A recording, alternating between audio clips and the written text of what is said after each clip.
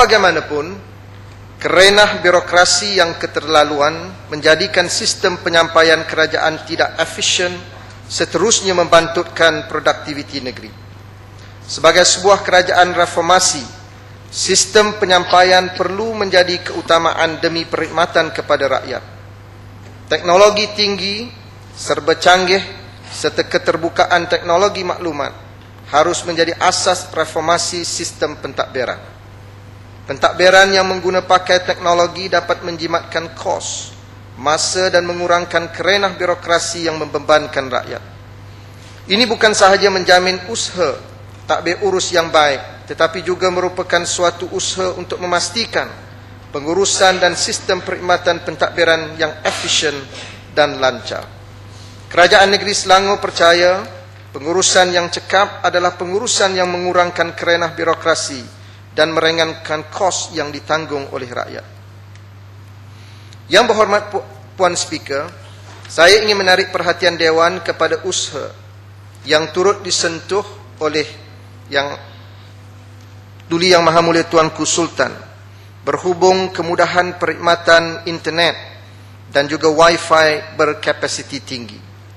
Sejak tahun 1990-an, perkhidmatan internet telah digunakan dengan rancak. Berbanding era pra-internet, perkhidmatan internet hari ini mendesak penggunaan kapasiti yang tinggi untuk pengaliran maklumat yang lebih cepat dan bebas. Hal ini adalah berdasarkan peningkatan inovasi teknologi, kaedah sambungan dan kelajuan pengaliran maklumat.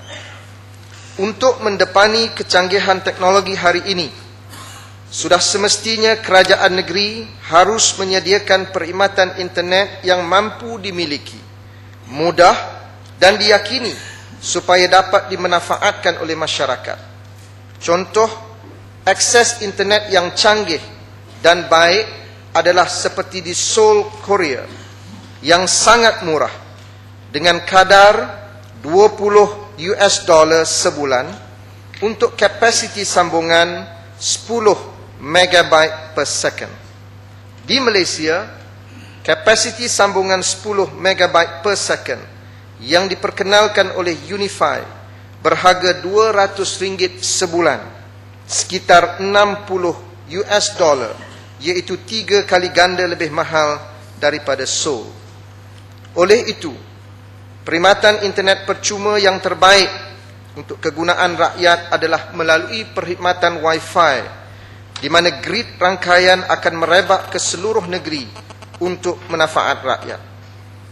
Perkhidmatan Wi-Fi percuma yang sedang disediakan oleh kerajaan negeri pada hari ini adalah selaras dengan idea internet berkapasiti tinggi untuk rakyat. Namun begitu, sasaran 4,000 lokasi di seluruh pelosok negeri haruslah mengutamakan kawasan luar bandar, berikutan keperluan yang lebih utama dan menjadi lebuh raya maklumat untuk menjamin connectivity di antara rakyat dan juga kerajaan negeri. Kemudahan ini akan membantu masyarakat luar bandar yang tidak mampu mendapatkan perkhidmatan ini untuk dimanfaatkan bagi tujuan pendidikan serta mendapatkan maklumat. Selain daripada mewujudkan informed society atau masyarakat bermaklumat, perkhidmatan ini juga akan membantu merapatkan jurang sosial dalam masyarakat serta menyediakan infrastruktur untuk menarik pelaburan asing masuk ke negeri Selangor.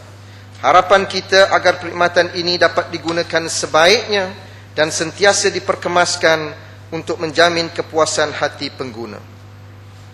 Asas tadbir urus yang baik berdasarkan prinsip value for money dan kecekapan pengurusan kerajaan telah menyumbang kepada simpanan reserve negeri yang terbesar.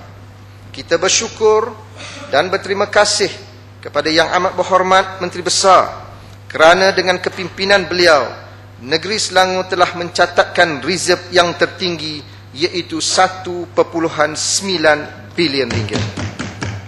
Namun, saya memohon di Dewan Yang Mulia ini supaya reserve simpanan negeri yang besar dapat dipertimbangkan untuk digunakan sebahagiannya dalam program-program untuk pembangunan masyarakat, termasuk usaha memberdayakan wanita dan generasi muda.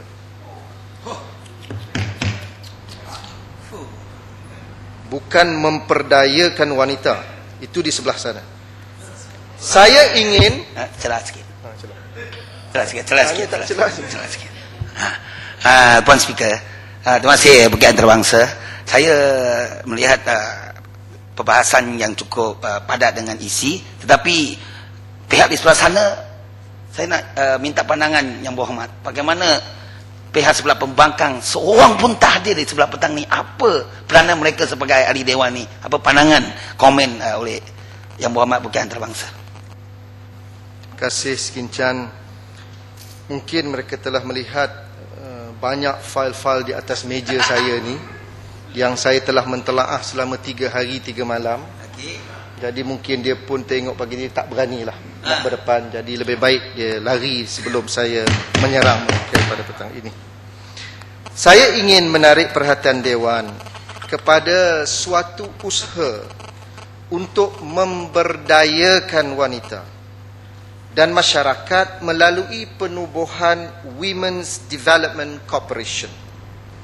Objektif penubuhan WDC ataupun Women's Development Corporation adalah untuk membangunkan dasar-dasar kerajaan yang responsif kepada perihal gender, di samping mempromosikan kesedaran, kefahaman tentang gender dan keadilan sosial. Inisiatif ini adalah usaha baik kerajaan untuk memberdaya kaum wanita, khususnya untuk menggalakkan partisipasi wanita dalam kepimpinan dan mekanisme membuat keputusan dalam segala bidang. Ini sekaligus menggalakkan persekitaran yang inklusif dalam sebuah masyarakat yang pelbagai kaum, budaya dan agama. Walaupun saya menyedari kerajaan negeri telah menyediakan peruntukan tambahan berjumlah 30 juta ringgit dalam bentuk geran Selangorku untuk memberdaya wanita, namun saya yakin pembentukan WDC ini akan berperanan dengan lebih efektif kerana mempunyai struktur yang lebih jelas dan insya-Allah dipimpin oleh golongan wanita yang profesional. Saya yakin dan percaya pentadbiran di bawah Yang Amat Berhormat Datuk Menteri Besar mempunyai iltizam yang kuat untuk melakukan reformasi dalam masyarakat dengan memberdayakan kaum wanita dan generasi muda. Semoga usaha yang baik ini akan mempertingkatkan keharmonian dan kemakmuran negeri demi kesejahteraan rakyat. Yang Berhormat Puan Speaker, PKNS merupakan agensi kerajaan negeri yang telah diberikan tanggungjawab untuk mendirikan rumah mampu milik bagi golongan berpendapatan antara RM2,500 hingga RM5,000 sebulan. Projek sulung yang telah dilancarkan di Bangi pada tahun yang lalu adalah jauh lebih murah dengan harga kurang daripada RM100,000 berbanding dengan rumah mampu milik yang diperkenalkan oleh Kerajaan Persekutuan dengan nilai melebihi RM200,000. PKNS telah meletakkan sasaran untuk membina 11,000 unit rumah mampu milik di atas tanah-tanah milik PKNS. Berdasarkan syarat-syarat yang terlalu ketat yang telah ditetapkan oleh kerajaan negeri, termasuk syarat bahawa setiap unit harus dilengkapi dengan 2 tempat letak kereta dan tambahan 20% lagi. Kos pembinaan telah melonjak sehingga RM180,000 seunit. Ini termasuk kos yang telah saya nyatakan tadi, iaitu pembinaan elevated car park dan kemudahan rekreasi yang lain, termasuk dewan dan nursery yang turut menyumbang kepada peningkatan kos pembinaan. Kos pembinaan untuk seunit elevated car park mencecah nilai RM30,000. Maka kalau diperlukan seperti yang ditetapkan oleh kerajaan negeri, 2 tempat letak kereta bagi seunit rumah, maka kos membina kapak saja mencecah RM60,000. Oleh kerana kos pembinaan bagi seunit rumah bernilai RM180,000 dan PKNS diminta untuk menjual pada harga RM85,000 seunit. Ini bermakna PKNS terpaksa menanggung subsidi sebanyak hampir RM100,000 seunit terhadap rumah yang dijual. Sekiranya PKNS diperlukan untuk membina 11,000 unit rumah mampu milik, ini bermakna jumlah subsidi yang perlu ditanggung oleh PKNS mencecah nilai RM1.1 bilion, dan ini adalah di luar kemampuan PKNS. Maka saya ingin bertanya di dalam dewan ini, apakah rancangan kerajaan untuk meringankan bebanan PKNS dalam usaha untuk menyediakan keselesaan kepada rakyat? Saya juga ingin mencadangkan kepada kerajaan negeri untuk mengkaji semula harga yang ditetapkan untuk rumah mampu milik dan juga melonggarkan syarat-syarat termasuk kemudahan tempat letak kereta serta mencari mekanisme yang lebih berkesan untuk menyelesaikan masalah tersebut. Saya yakin dan percaya bahawa dasar yang pragmatik akan turut menarik pemaju-pemaju yang lain untuk bersama-sama dengan kerajaan negeri dalam usaha kita menyediakan rumah mampu milik yang lebih selesa untuk rakyat dan tidak merugikan pemaju, termasuk menanggung subsidi yang terlalu tinggi. Kita juga yakin bahawa sokongan kerajaan terhadap usaha ini akan membantu PKNS supaya dapat bersaing dengan pemaju-pemaju yang lain dalam industri pembinaan. Yang berhormat Puan Speaker, Duli Yang Maha Mulia Tuanku juga telah menyentuh dalam titah berhubung isu tanah reserve Melayu. Saya menyambut baik nasihat Tuanku supaya kerajaan negeri memelihara tanah reserve Melayu. Saya yakin Yang Amat Berhormat Datuk Menteri Besar, kerajaan negeri akan mematuhi peruntukan perlembagaan berkenaan tanah reserve Melayu selaras dengan prinsip rule of law dan semangat berperlembagaan. Namun, saya juga bertanggungjawab untuk membawa dalam Dewan Yang Mulia ini tentang siapakah yang telah mengkhianati tanah-tanah reserve Melayu sebelum ini.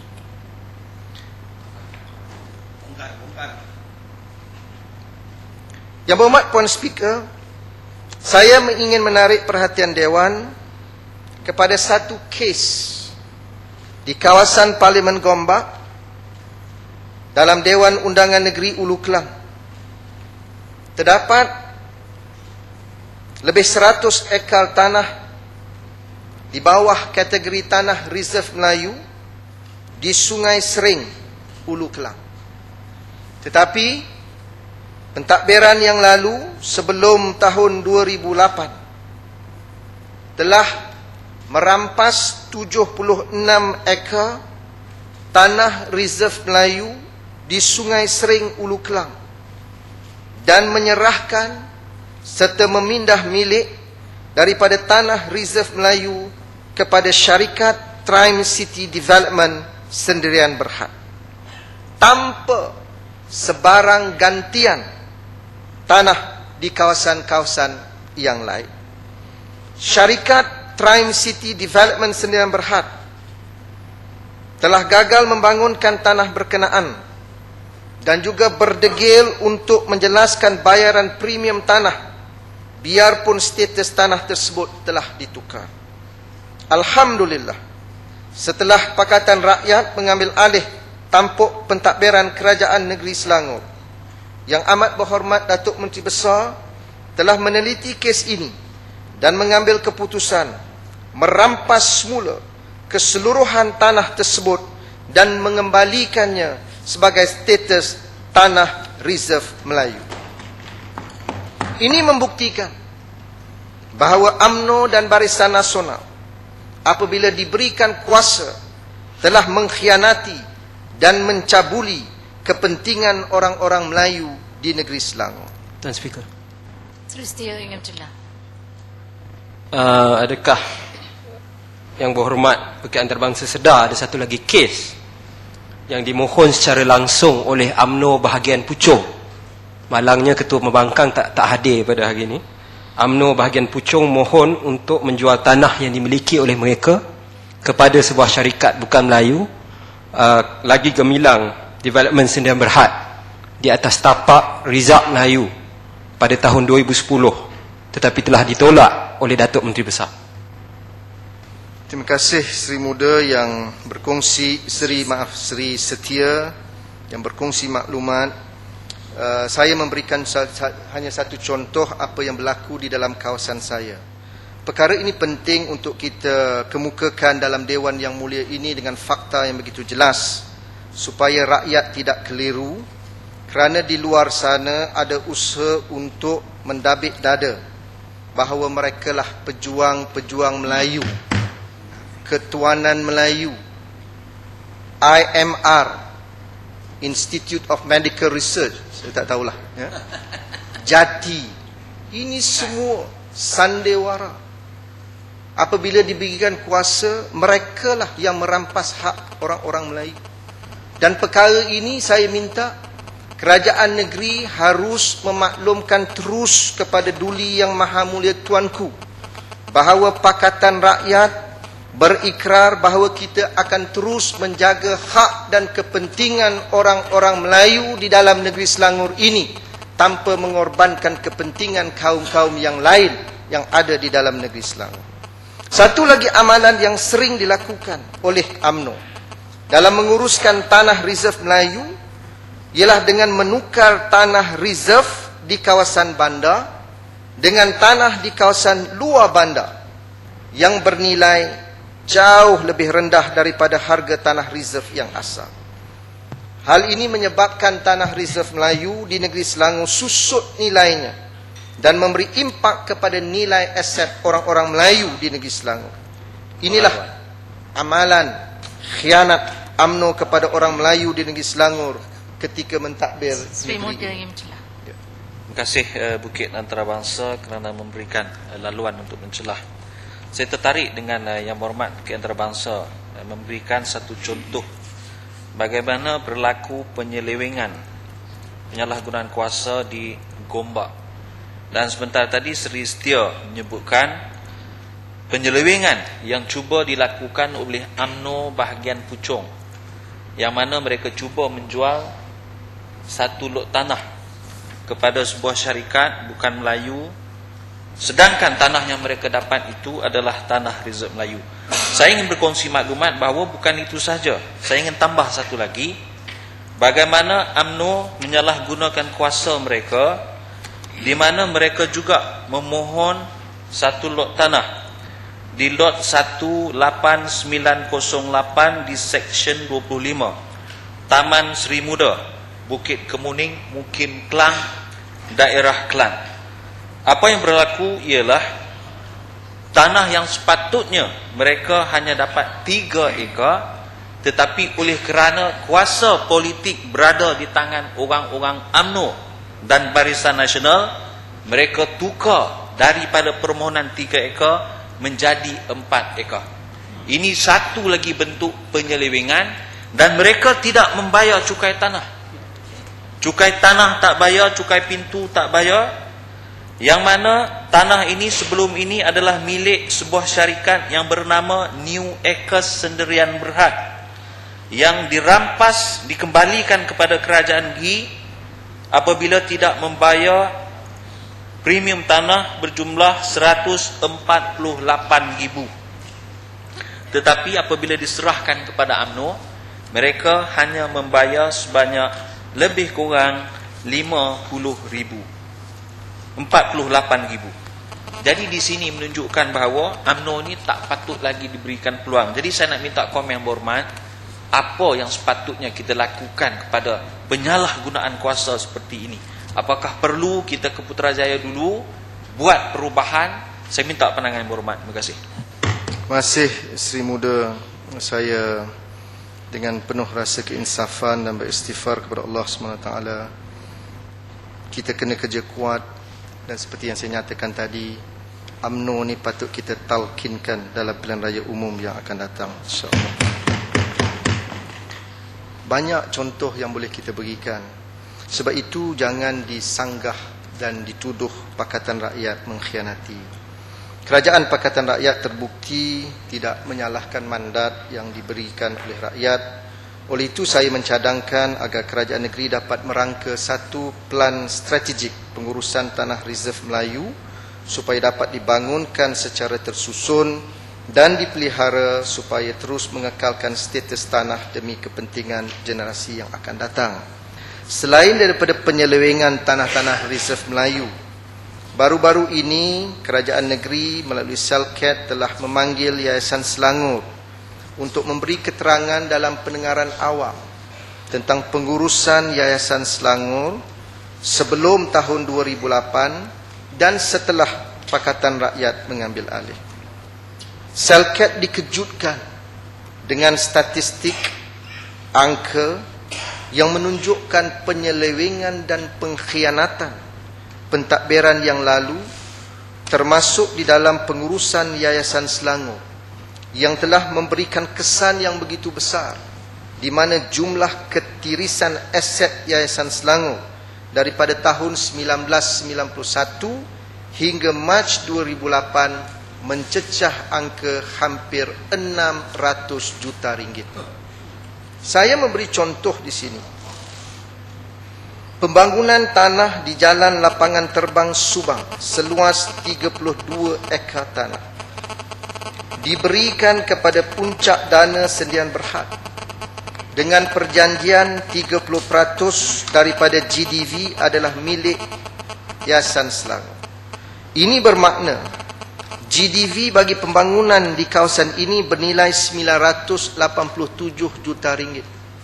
Maka Yayasan Selangor berdasarkan 30% GDV harus menerima 308 juta ringgit. Namun sehingga hari ini Yayasan Selangor hanya menerima 120 juta ringgit. Kehilangan sebanyak 181 juta ringgit.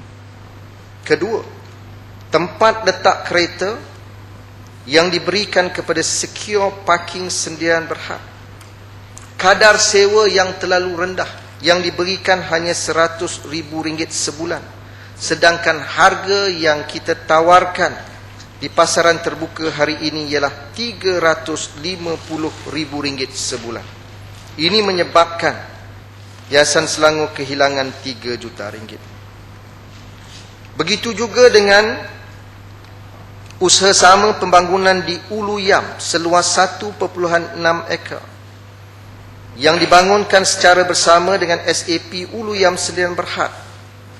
GDV-nya dianggarkan bernilai 80 juta ringgit. Maka sewajarnya Yayasan Selangor menerima 24 juta ringgit. Tetapi sehingga hari ini Yayasan Selangor baru menerima 7 juta ringgit. Panjang senarainya yang membuktikan bagaimana pentadbiran dan pengurusan yang lama telah mengkhianati amanah yang diberikan oleh rakyat.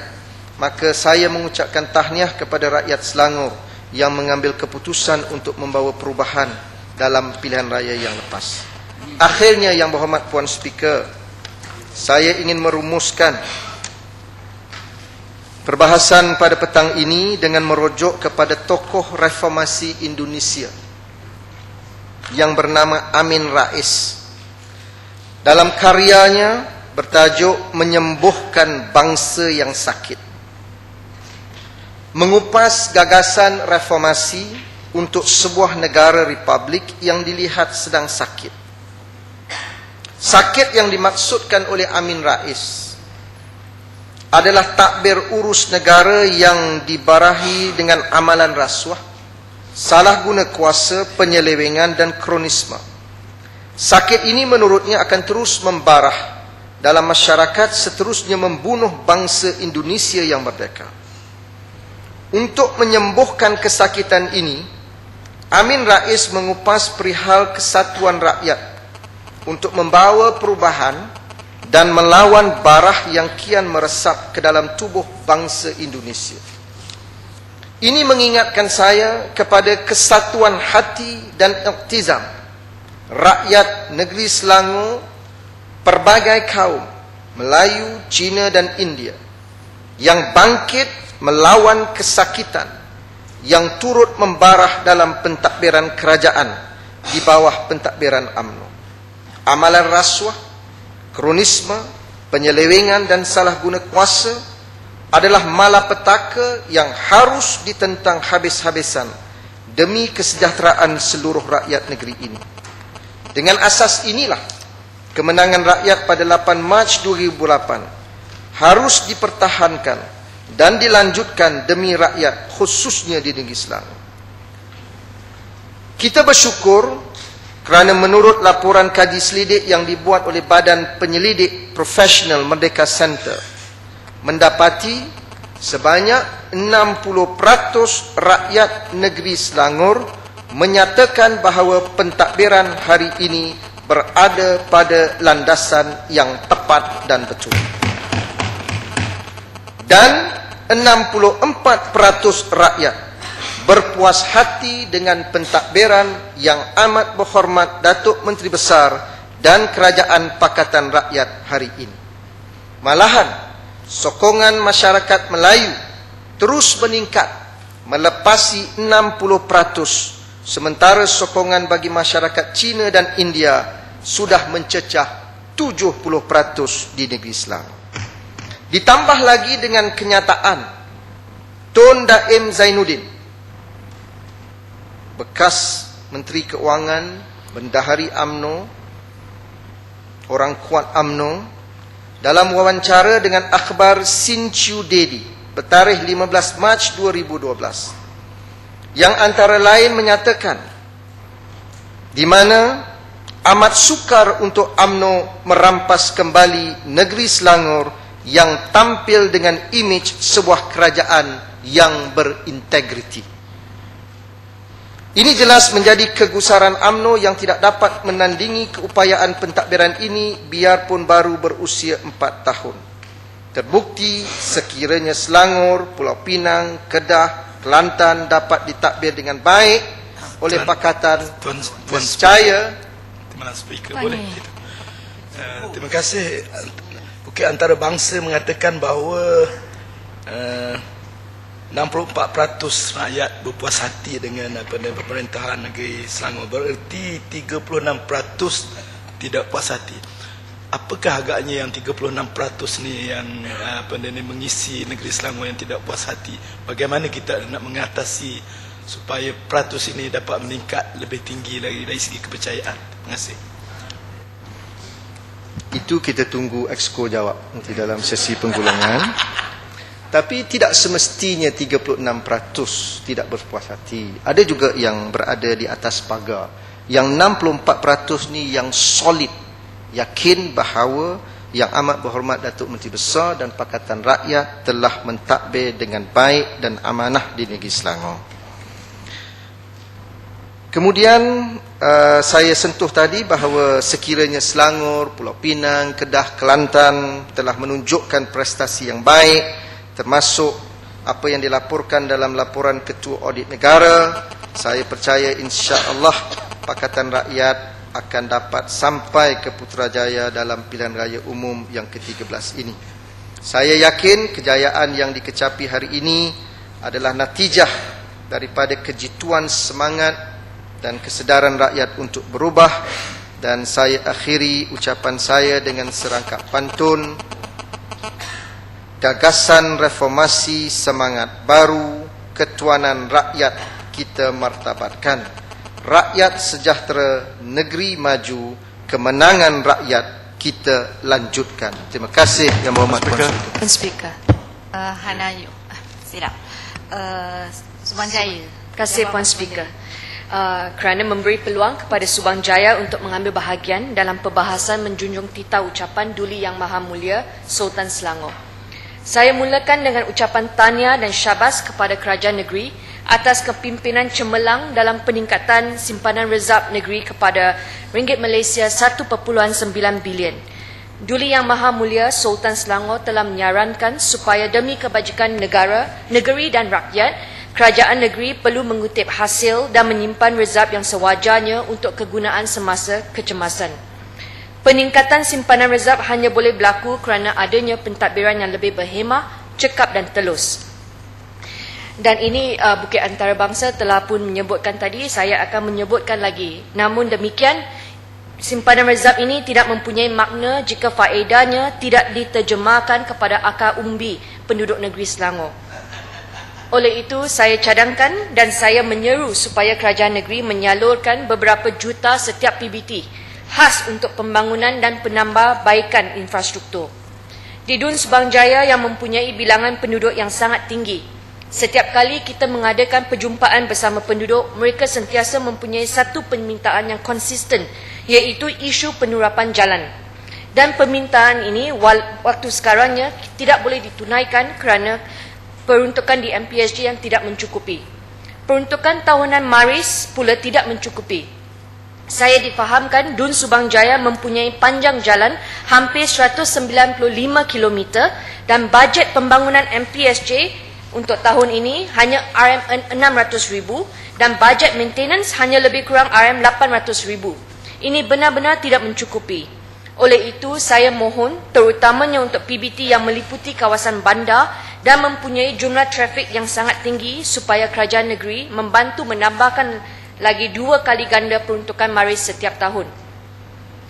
Keduanya, pembangunan infrastruktur yang penting pembangunan infrastruktur sangat penting terutamanya apabila ia menyentuh isu keselamatan penduduk tidak harus diberi alasan tiada bajet. Saya bagi satu contoh khas, pembinaan jejantas di persiaran tujuan untuk para pelajar SK USJ 13 telah diminta sejak tahun 2008. Setiap tahun saya diberitahu tiada bajet. Persiaran tujuan ini satu jalan utama di Dun Subang Jaya dan ini kali kedua saya bangkitkan di sidang Dewan. Saya berharap sungguh jejantas ini akan dibina dalam masa terdekat. Kalau boleh bulan depan kerana keselamatan para pelajar mesti diutamakan. Saya mahu satu jawapan daripada kerajaan negeri ataupun PBT mengenai tarikh pelaksanaan pembinaan jejantas ini. Ketiga, masalah kesesakan jalan raya. Saya ingin meminta status slip road ke Lebuh Raya Kesas yang telah disyaratkan oleh pihak MMKN terhadap pembukaan jambatan yang menghubungkan Batu 3 USJ Heights ke Persiaran Setia USJ 3A, B, C dan D. Syarat ini belum dikecualikan. Saya juga meminta MPSJ mencari satu jalan keluar terus ke Lebuh Raya Plus untuk lori-lori dari kawasan Taman Perindustrian SIM UEP. Persiaran tujuan dan persiaran setia sudah tidak sesuai untuk menampung kegunaan kenderaan-kenderaan berat ini. Keempatnya, saya juga ingin meminta supaya kerajaan negeri atau MPSJ memperuntukkan satu bajet untuk membina satu underpass dari persiaran tujuan ke jalan SS19/6. Buat waktu ini, lampu isyarat di simpang SS19 memperlahankan beribu-ribu kenderaan yang melalui persiaran tujuan. Saya percaya dengan adanya underpass ini, kesesakan trafik di persiaran tujuan akan dikurangkan dengan mendadak. Kelima, menyentuh tentang prestasi PBT. Saya mengaku sejak 2008 memang ada peningkatan prestasi servis kepada penduduk tetapi masih ada banyak ruang untuk diperbaiki. Salah satu cara untuk menambah baik servis ialah membuka lebih banyak kaunter, terutamanya kaunter untuk pembayaran cukai dan lesen. Pada bulan Disember yang lalu, saya telah pergi ke satu PBT untuk melihat dengan sendiri queue untuk pembayaran di kaunter. Saya faham PBT mahu menggalakkan pembayaran online, tetapi saya lihat queue ini memang terlalu panjang dan bukan semua kaunter dibuka. Saya mendapatkan nombor dan sebelum nombor saya ada lagi 300 orang yang sedang menunggu untuk membayar hasil kepada PBT tersebut. Oleh itu, saya meminta pihak Exco mengambil berat masalah ini dan saya percaya ini senang untuk diatasi. Servis dengan senyuman. Kita ada kempen senyum. Biar penduduk yang bayar dengan gembira. Keenam, Puan Speaker, saya mahu bangkitkan isu pekerja kontraktor pembersihan untuk semua PBT. Ramai kontraktor mengupah pekerja asing, dan saya telah diberitahu ada daripada kalangan mereka yang tidak dibayar setiap bulan. 6 daripada mereka datang berjumpa dengan saya. Ada yang tidak mempunyai wang untuk membeli makanan. Oleh itu, saya meminta Exco yang memantau Anti-Human Trafficking Committee dengan izin di semua PBT untuk menjalankan fungsi mereka supaya mempunyai satu proses pembayaran yang boleh mempertahankan hak asasi pekerja-pekerja golongan ini. Kerja pembersihan dan pengutipan sampah sekarang ini di bawah pentadbiran PBT dan negeri. Kita mesti melaksanakan komitmen kita untuk membanteras aktiviti pemerdagangan manusia. Nombor 7. Pelantikan ahli majlis. Saya tidak faham kenapa sudah 4 tahun kita mentadbir negeri, namun setiap kali pelantikan ahli majlis ditunda dan senarai yang tidak lengkap.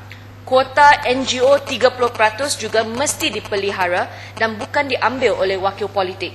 Saya masih ditanya oleh penduduk sekarang bila senarai lengkap akan dikeluarkan. Saya meminta kerajaan negeri memberi satu tarikh untuk makluman penduduk. Nombor 8, isu banjir. Baru-baru ini, satu projek kondominium One Avenue di USJ 1 telah mengalami banjir di basement tempat letak kereta mereka dan 346 kereta rosak akibat banjir tersebut. Saya telah melawat tapak bersama MPSJ dan Jabatan Pengairan dan Saliran Selangor dan syabas kepada JPS yang telah membuat kerja korekan supaya anak Sungai Penaga mempunyai kapasiti menampung yang lebih tinggi. Saya telah menulis surat kepada JPS dan saya meminta JPS memasang satu sistem amaran untuk penduduk USJ 1 supaya jika paras air naik sekali lagi semasa hujan lebat, para penduduk boleh membuat persiapan meninggalkan tempat tersebut. Saya berharap saya boleh mendapat satu maklum balas mengenai permintaan ini kerana ini penting untuk mengelakkan kerosakan harta dan kehilangan nyawa. Lebih baik mencegah daripada merawat. Kes 9, Klinik Kesihatan di Subang Jaya. Saya nak bertanya kepada Jabatan Kesihatan Selangor atas status pembinaan klinik kesihatan awam di USJ 1. MPSJ telah pun meluluskan tapak tanah di USJ 1/33. Lawatan tapak telah saya jalankan bersama Pegawai Kesihatan Jabatan Kesihatan Selangor, namun masih tiada maklum balas daripada Jabatan Kesihatan Selangor. Kes 10, Kementerian Pelajaran sabotaj keinginan Kerajaan Negeri Selangor untuk mengatasi masalah kekurangan sekolah Cina di Puchong dan di Selangor. Subang Jaya mengucapkan terima kasih kepada MMKN Exco yang telah meluluskan permohonan tanah lot 65768 dan 65766 di Taman Tasik Prima Puchong bagi pembinaan SJKC Yakci 2 dan SMJK Catholic 2 dan Sekolah Kanak-Kanak Autisma. Tanah rezerv sekolah tersebut masih belum dipohon oleh JKPTG, pihak Kerajaan Persekutuan, dan masih di bawah Kerajaan Negeri Selangor. Pada 30 September 2011, Kerajaan Negeri Selangor telah menulis surat kepada Kementerian Pelajaran menyatakan sokongan Kerajaan Negeri Selangor terhadap permohonan lembaga pengurusan dua sekolah ini untuk membina cawangan sekolah di Taman Tasik Prima Puchong dan memohon Kementerian untuk mengeluarkan permit kepada kedua-dua sekolah tersebut. Kesalnya, Kementerian menjawab Kerajaan Negeri Selangor dan mensurat bertarikh 25 November 2011 dengan menyatakan bahawa Kementerian Pelajaran Malaysia memutuskan untuk mengekalkan tanah rizab pendidikan yang berkeluasan 13 ekar sebagai tapak sekolah kebangsaan dan SMK Taman Prima Puchong, jadi KPM tidak dapat mempertimbangkan cadangan Kerajaan Negeri Selangor. Pada 28 Februari tahun ini, KPM malah memohon tanah rizab sekolah di Tasik Prima Puchong tersebut walaupun Kerajaan Negeri Selangor telah memperuntukkan kedua-dua lot tanah tersebut kepada kedua-dua sekolah. Memandangkan tanah rizab sekolah di Taman Tasik Prima Puchong masih tertakluk di bawah Kerajaan Negeri Selangor, KPM memang tidak berhak untuk menentukan kegunaan tanah rizab sekolah tersebut. Cara KPM membuat permohonan di tanah rizab sekolah yang sama tersebut menunjukkan bahawa KPM memang tidak berhasrat untuk menyelesaikan masalah kekurangan sekolah Cina di kawasan Puchong dan Negeri Selangor. Tetapi sebaliknya, mereka memang ingin sabotaj usaha Kerajaan Selangor untuk mengatasi masalah tersebut. Saya bangkitkan di sini supaya penduduk negeri Selangor tidak mempercayai pembohongan timbalan Perdana Menteri merangkap Menteri Pelajaran untuk membantu sekolah Cina dan sesungguhnya kerajaan negeri ikhlas dalam pemberian bantuan kepada sekolah-sekolah di negeri Selangor. Saya berharap kerajaan negeri tidak tunduk kepada sabotaj Kementerian Pendidikan dan kerajaan negeri harus berpegang teguh dengan keputusan memberikan tanah tersebut kepada SJKC Cina, SMJK Catholic dan Sekolah Kanak-Kanak Autisma. Jangan benarkan Kementerian Pendidikan menjadikan ini isu perkauman kerana ini satu masalah kekurangan fasiliti sahaja. Nombor 11. Akhir sekali, saya nak bangkitkan satu lagi skim pembohongan yang telah dipaparkan dalam blog Cyber Trooper Barisan Nasional. Artikel dalam blog tersebut mengandungi gambar voucher yang dieja dengan salah. Voucher, mereka eja, RM1,000 yang bakal dilancarkan oleh Kerajaan Negeri Selangor. Mereka mengatakan skim ini, skim baru Kerajaan Negeri Selangor, skim kesejahteraan rakyat Selangor, dan voucher ini dikatakan dalam blog tersebut semata-mata menandingi bantuan rakyat satu Malaysia, BRIM, yang diagihkan oleh Kerajaan Persekutuan. Yang paling teruk dan paling serius, logo Selangorku, logo Kerajaan Negeri Selangor dan logo ketiga-tiga parti politik, PKR, DAP dan PAS digunakan tanpa kebenaran parti masing-masing. Tiga-tiga logo ini telah dicetak atas voucher tersebut. Saya telah sahkan perkara ini dengan ahli-ahli Exco dan mereka mengatakan ini bukan skim kerajaan negeri. Ini menunjukkan betapa desaknya Barisan Nasional untuk menawan Selangor. Adakah ini salah satu taktik murah Perdana Menteri kita yang telah banyak kali mendorong ahli-ahlinya to win Selangor at all costs and to win back with whatever weapon at their disposal dengan menggunakan fitnah, skim pembohongan untuk menipu dan mengelirukan rakyat Selangor. Bukan ini saja. Saya diberitahu ada adun yang disabotaj jom shopping mereka. Penduduk mendapat panggilan telefon daripada orang yang tidak dikenali untuk pergi jom shopping bersama-sama adun. Dan ini bukan di bawah senarai nama yang adun telah tentukan. Kita juga mendapat SMS berita palsu mengenai pelbagai skim Kerajaan Negeri Selangor untuk menipu penduduk dan membuat mereka marah terhadap Kerajaan Negeri Selangor. Jadi saya menggesa Kerajaan Negeri Selangor menyiasat perkara ini dan jika perlu melaporkan kes ini kepada pihak polis. Terima kasih. Tuan Speaker. Sri Setia. Tuan Speaker, Sri Setia mohon turut serta dalam perbahasan menjunjung kasih ke atas titah ucapan Duli Yang Maha Mulia Tuanku. Dalam ucapan Baginda telah mengingatkan agar kita semua berbahas secara rasional dan tertib, bukan emosi, mengutamakan rakyat, bukan parti, dengan bertunjangkan undang-undang tubuh kerajaan negeri dan kelembagaan persekutuan. Malangnya kita menyaksikan beberapa insiden politik fitnah dan samsing akhir-akhir ini yang bertentangan dengan semangat demokrasi negara. Media-media arus perdana kita memaparkan bahan-bahan lucah termasuk kepada anak-anak. Video-video lucah diedar termasuk berkulitkan gambar Tuan Guru Nik Aziz Nikmat misalnya. Pemimpin-pemimpin pembangkang telah diserang oleh Samsing apabila turun ke majlis penerangan di seluruh negara.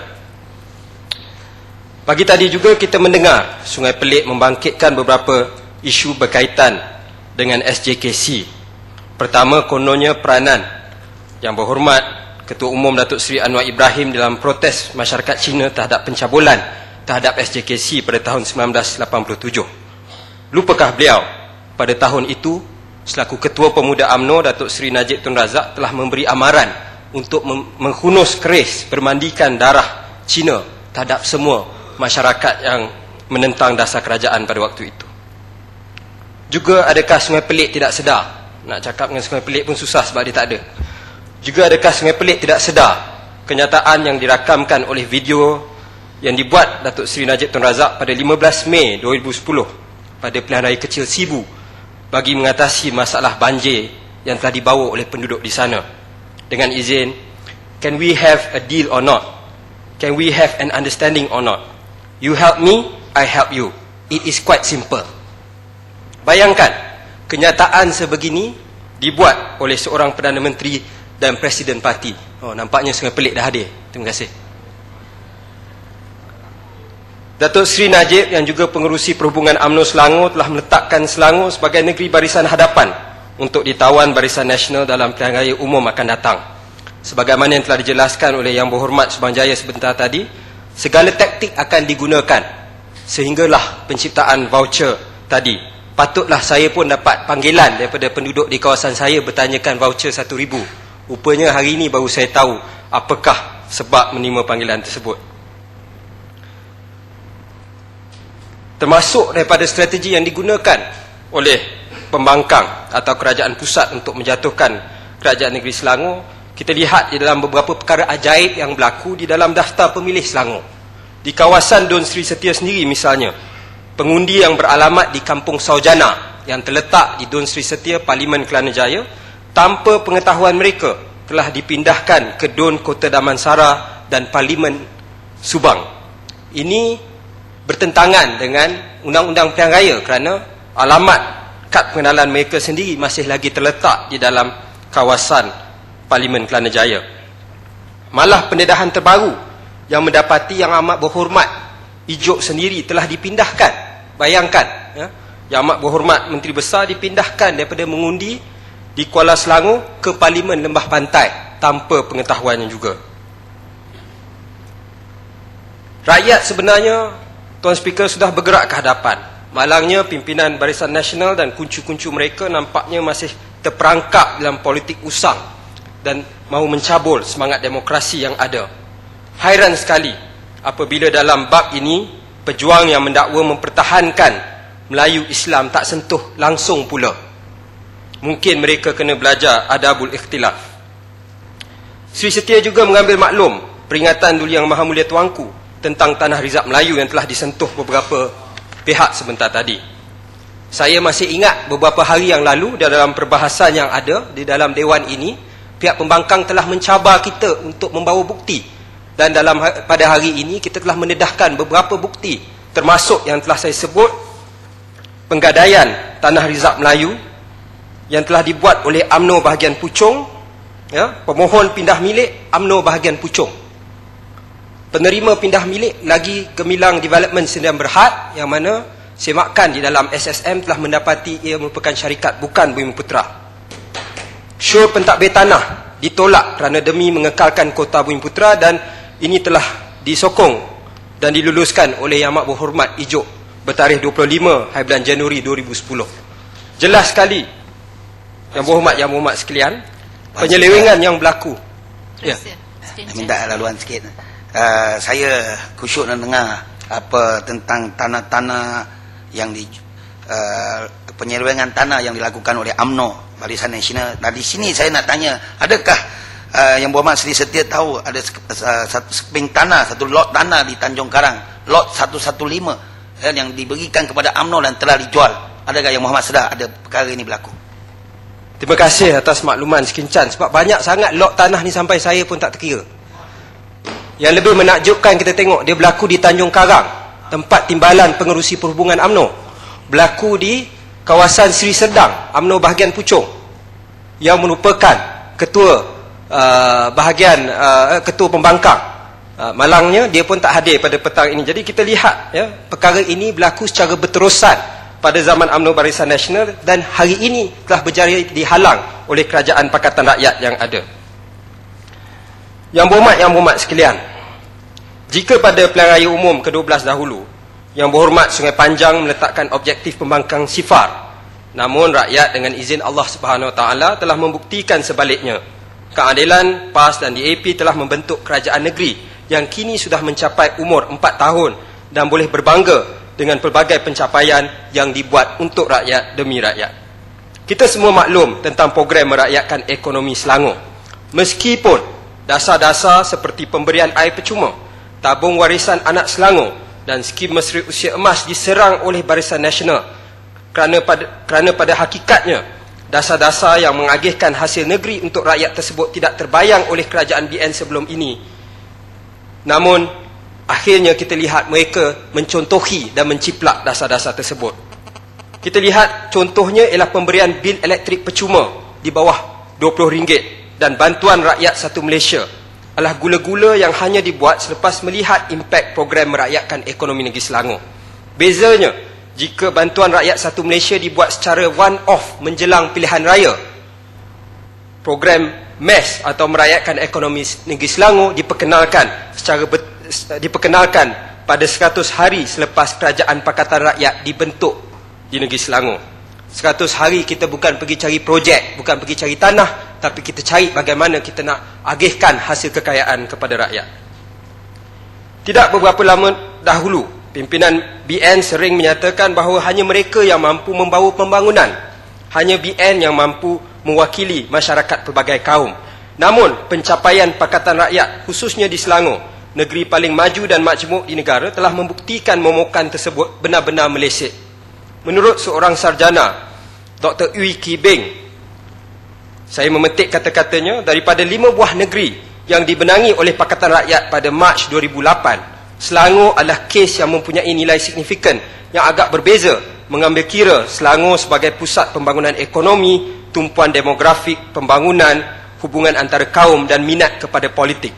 Pulau Pinang, Kedah dan Kelantan adalah negeri-negeri yang tidak menggambarkan ciri-ciri nasional dan Perak tidak membawa makna ekonomi.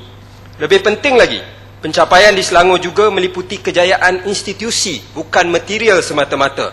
Sebagaimana dibuktikan dengan adanya enactment kebebasan maklumat dan penghidupan jawatankuasa terpilih di dalam Dewan, khususnya Serkat. Saya tak faham kenapa pihak pembangkang bermati-matian nak lawan institusi-institusi ini, sebab sekiranya mereka faham dan tahu menggunakan institusi ini adalah senjata paling utama yang mereka boleh gunakan untuk memastikan kebertanggungjawaban kerajaan negeri kepada rakyat. Tuan Speaker, Sri Setia juga ingin membangkitkan beberapa isu setempat di Dun Sri Setia. Isu sampah telah mendapat perhatian yang cukup meluas daripada media-media arus perdana. Sebenarnya, banyak masalah ini diperbesar-besarkan. Kalau kita tengok aduan rakyat tu seolah-olah masalah hanya ada di negeri-negeri Pakatan Rakyat. Negeri-negeri lain tak ada aduan rakyat. Tetapi kita tidak dapat nafikan ada beberapa masalah sebenar yang wujud. Dan ini termasuk wujud di Dun Sri Setia. Antara rungutan yang diperolehi oleh Sri Setia daripada pihak berkuasa tempatan, apabila saya sendiri menyampaikan aduan sampah kepada mereka, ialah tentang masalah pusat pelupusan sampah yang tidak dibuka 24 jam 7 hari seminggu. Saya meminta kerajaan negeri menilai perkara ini kerana kesannya meskipun kontraktor mengutip sampah, mereka terpaksa menunggu masa yang lama untuk membuang sampah di pusat pelupusan sampah. Bagi kontraktor yang tidak bertanggungjawab, inilah alasan yang mereka gunakan untuk membuang sampah di tempat-tempat lain. Saya berharap perkara ini segera diambil tindakan. Satu lagi isu ialah masalah kesesakan lalu lintas. Saya berjiran dengan Subang Jaya dan memang ini antara isu utama yang kami hadapi tiap-tiap hari. Sri Setia menghadapi kesesakan yang serius, khususnya di Lebuh Raya Persekutuan dan Lebuh Raya Damansara Puchong LDP. Kawasan Sri Setia juga berhadapan dengan pembangunan yang cukup hebat seperti projek Paradigm, Icon City dan lain-lain lagi yang bakal tiba selain daripada projek yang sudah pun ada. Selepas Pakatan Rakyat mengambil alih, MBPJ telah memperkenalkan bas komuniti bagi rakyat. Namun Sri Setia difahamkan penggunaan bas komuniti masih lagi belum mencapai tahap optimum. Sri Setia juga dalam perbincangan dengan PKNS difahamkan ada rancangan PKNS untuk memperkenalkan sistem pengangkutan bas transit bersama pemaju-pemaju di beberapa kawasan tertentu di Petaling Jaya. Justru Sri Setia berharap kerajaan negeri dapat mempertemukan PKNS dan MBPJ agar mereka dapat menggabungkan idea bas komuniti dengan bas transit ini untuk menjadi satu sistem bas awam yang diberikan oleh kerajaan negeri bagi seluruh kawasan Petaling Jaya. Yang berhormat sekalian, Yang Mulia Tunku Abidin Tuanku Mukhris pernah menulis bahawa meskipun Malaysia merupakan satu-satunya negara persekutuan di rantau ini, namun pada realitinya semakin banyak kuasa ditumpukan pada kerajaan pusat berbeza berbanding dengan negara-negara jiran. Justru amat bertepatan sekali untuk Yang Amat Berhormat Ijok dan kerajaan negeri secara konsisten membangkitkan isu menghidupkan semangat federalisme sebagaimana termaktub di dalam perlembagaan negara. Perbahagian kuasa-kuasa di dalam perlembagaan antara senarai persekutuan, senarai negeri dan senarai bersama menggambarkan keadaan negara sewaktu merdeka. Namun selepas lebih 50 tahun merdeka, sewajarnya semua pihak membincangkan semula senarai-senarai ini. Kuasa-kuasa seperti polis, pendidikan dan pengangkutan awam yang lazimnya diletakkan pada kerajaan tempatan atau negeri di negara-negara lain masih merupakan di dalam senarai persekutuan di Malaysia. Negara Jerman misalnya telah memperkenalkan devolusi pendidikan kepada kerajaan-kerajaan negeri pada tahun 2006, di mana kuasa pendidikan diberi khusus kepada kerajaan negeri.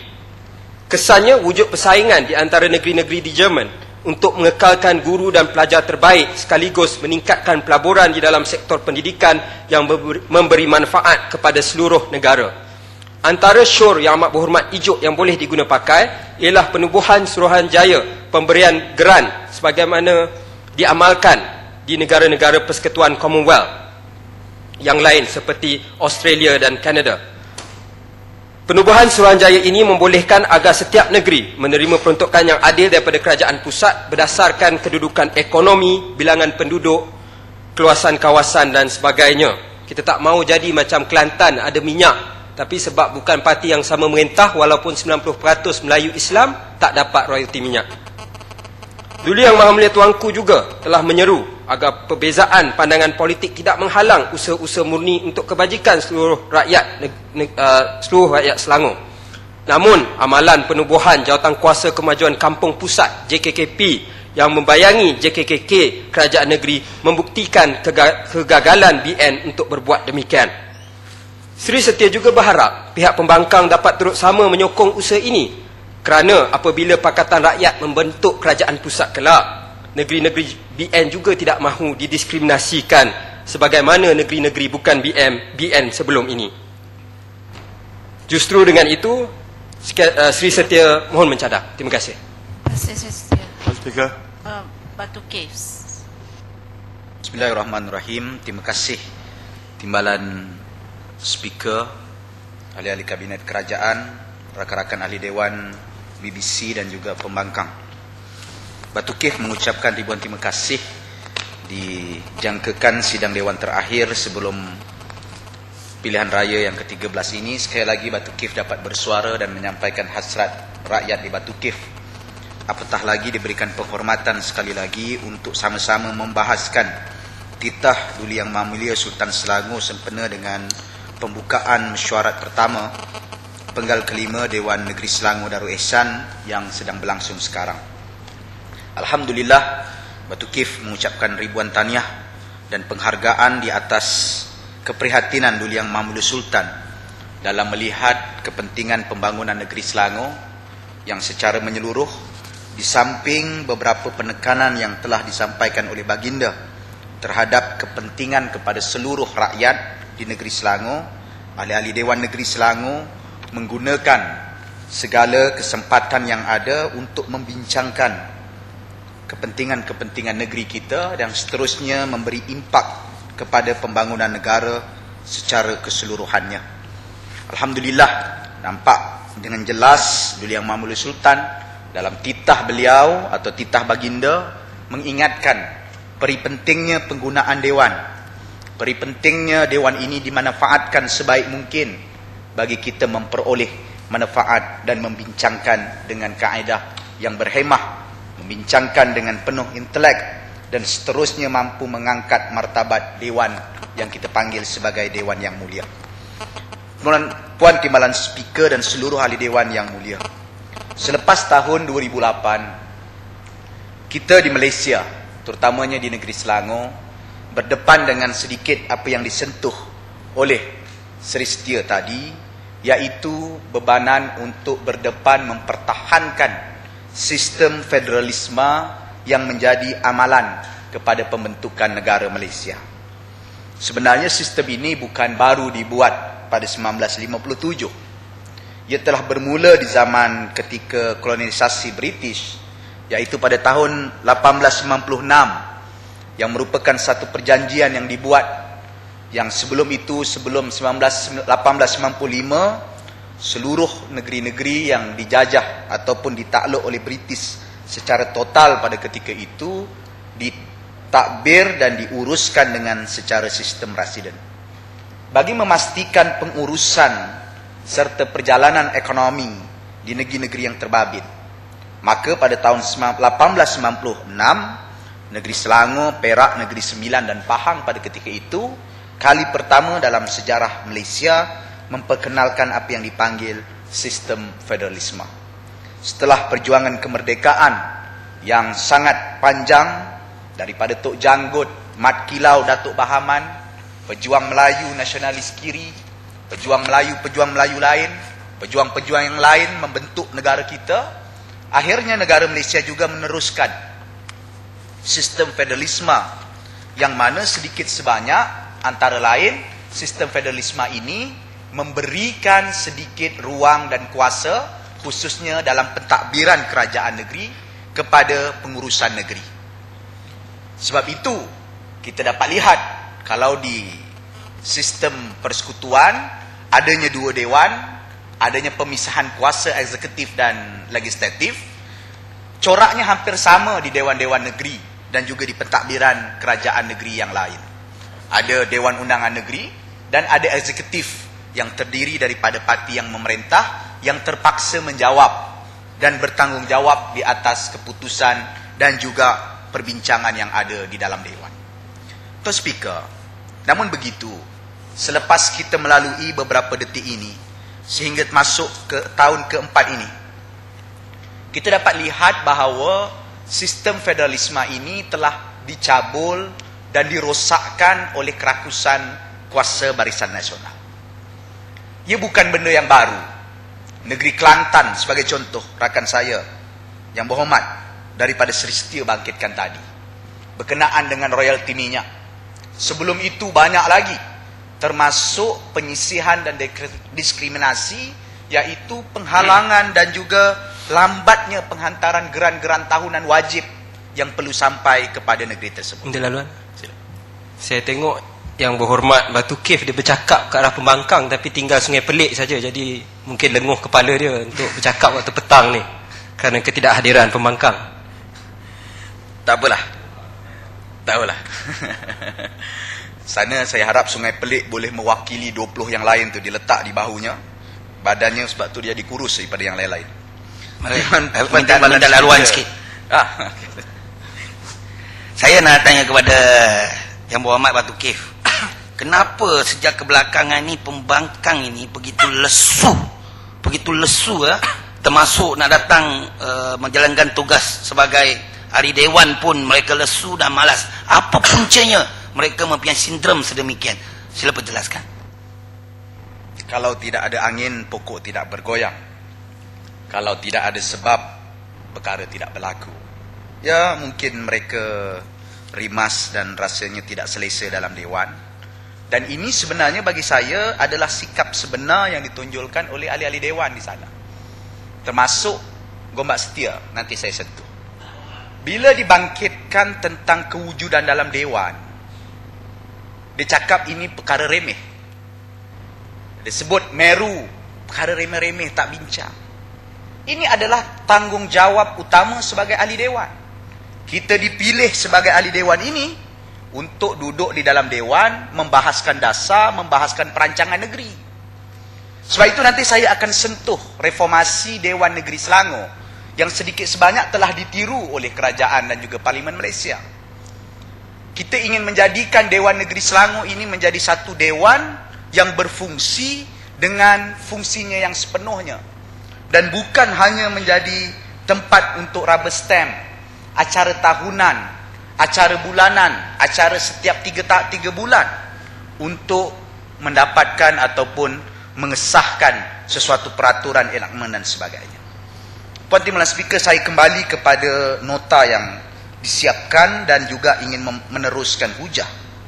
Kita lihat pada tahun 1963 sebagai contoh, ahli Dewan Senat ataupun Senator Dewan Negara yang diwakili oleh negeri-negeri pada ketika itu telah berjumlah 28 orang dengan 2 orang mewakili bagi setiap negeri-negeri yang ada di Malaysia, dengan tambahan ataupun 22 orang terdiri daripada yang dilantik oleh Yang Duli Yang Maha Mulia Yang di-Pertuan Agong, yang kebanyakannya dicadangkan oleh kerajaan yang memerintah.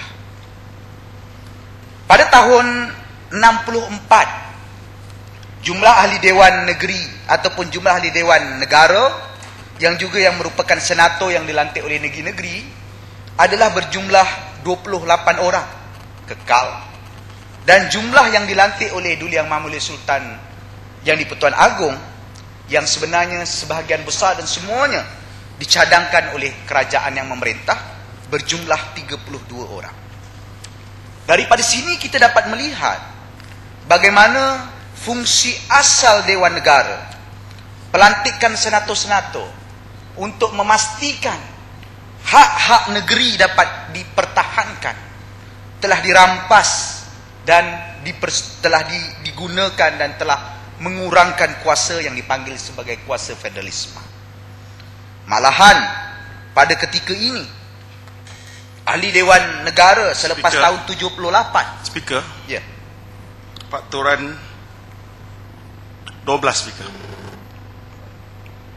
Putaran tetap 12 1. Korum bagi Dewan dan Jabatan Kuasa Keseluruhan Dewan hendaklah mengandungi tidak kurang daripada 1/3 ahli Dewan dengan tidak termasuk pengusi. Saya mohon kita semak Tuan Speaker, kalau tidak kesian saya. YB kita cakap tak ada orang nak dengar, kesian. Tolong saya.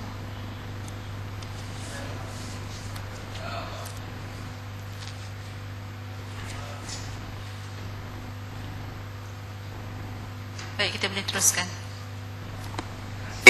Terima kasih. Saya tengok, saya hargai Batangkali. Paling cekap bila saya sebut pentingnya Dewan ni, dia sebutkan tentang korum. Tak apa. Terima kasih. Kita dapat melihat pada tahun 78, jumlah wakil-wakil negeri daripada 28 orang telah berkurang menjadi 26 orang. Dengan tambahan 4 orang daripada pelantikan Duli Yang Maha Mulia Yang di-Pertuan Agong yang sebenarnya dicadangkan oleh kerajaan yang memerintah. 4 orang mewakili wilayah persekutuan Kuala Lumpur dan wilayah persekutuan Labuan, diikuti dengan 40 daripada 32 pertambahan. Maknanya ada 26 wakil negeri dan ada 44 wakil persekutuan dalam wakil kerajaan persekutuan dalam Dewan Negara.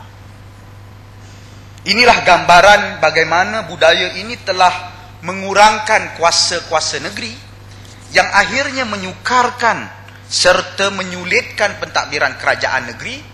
Lebih-lebih lagi pada tahun 2008 setelah berlaku tsunami politik, berlaku perubahan kuasa pemerintahan di beberapa negeri, termasuk di negeri Selangor yang kita sayangi ini. Tuan Speaker, Puan Timbalan Speaker, sebab itu saya kira menjadi hasrat dan juga cita-cita Pakatan Rakyat untuk kita memastikan konsep federalisme ini dikembalikan kepada cita-cita asalnya, yaitu memastikan berlakunya ataupun kembalinya kuasa kepada negeri untuk menentukan berlakunya sikap hormat menghormati di kalangan kerajaan persekutuan dan negeri. Dan ini adalah cabaran yang paling besar dan insya-Allah kita akan laksanakan apabila kita sampai ke Putrajaya nanti.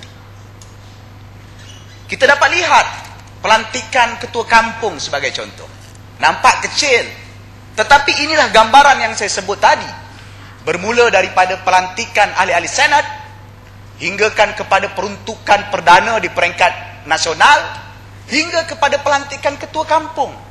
Yang sangat jelas ia sebenarnya di bawah bidang kuasa kerajaan negeri, tetapi ia telah dilantik oleh kerajaan persekutuan yang merupakan saya kira satu pembaziran. Termasuk geran-geran yang dipanggil PLB, pembangunan luar bandar. Sebelum ini yang sebelumnya disalurkan oleh kerajaan negeri, sekarang diurus oleh ICU dan daripada Jabatan Perdana Menteri. Ada orang kata orang nak beri pembangunan, sepatutnya kita terima. Ya, saya tidak ada masalah. Tetapi cara dan kaedah itu bagi saya melanggar kepada prinsip pembentukan dan juga hasrat dan cita-cita dan ruh kepada negara Malaysia yang mencapai kemerdekaan pada 1957 dan pembentukan Malaysia pada 1963.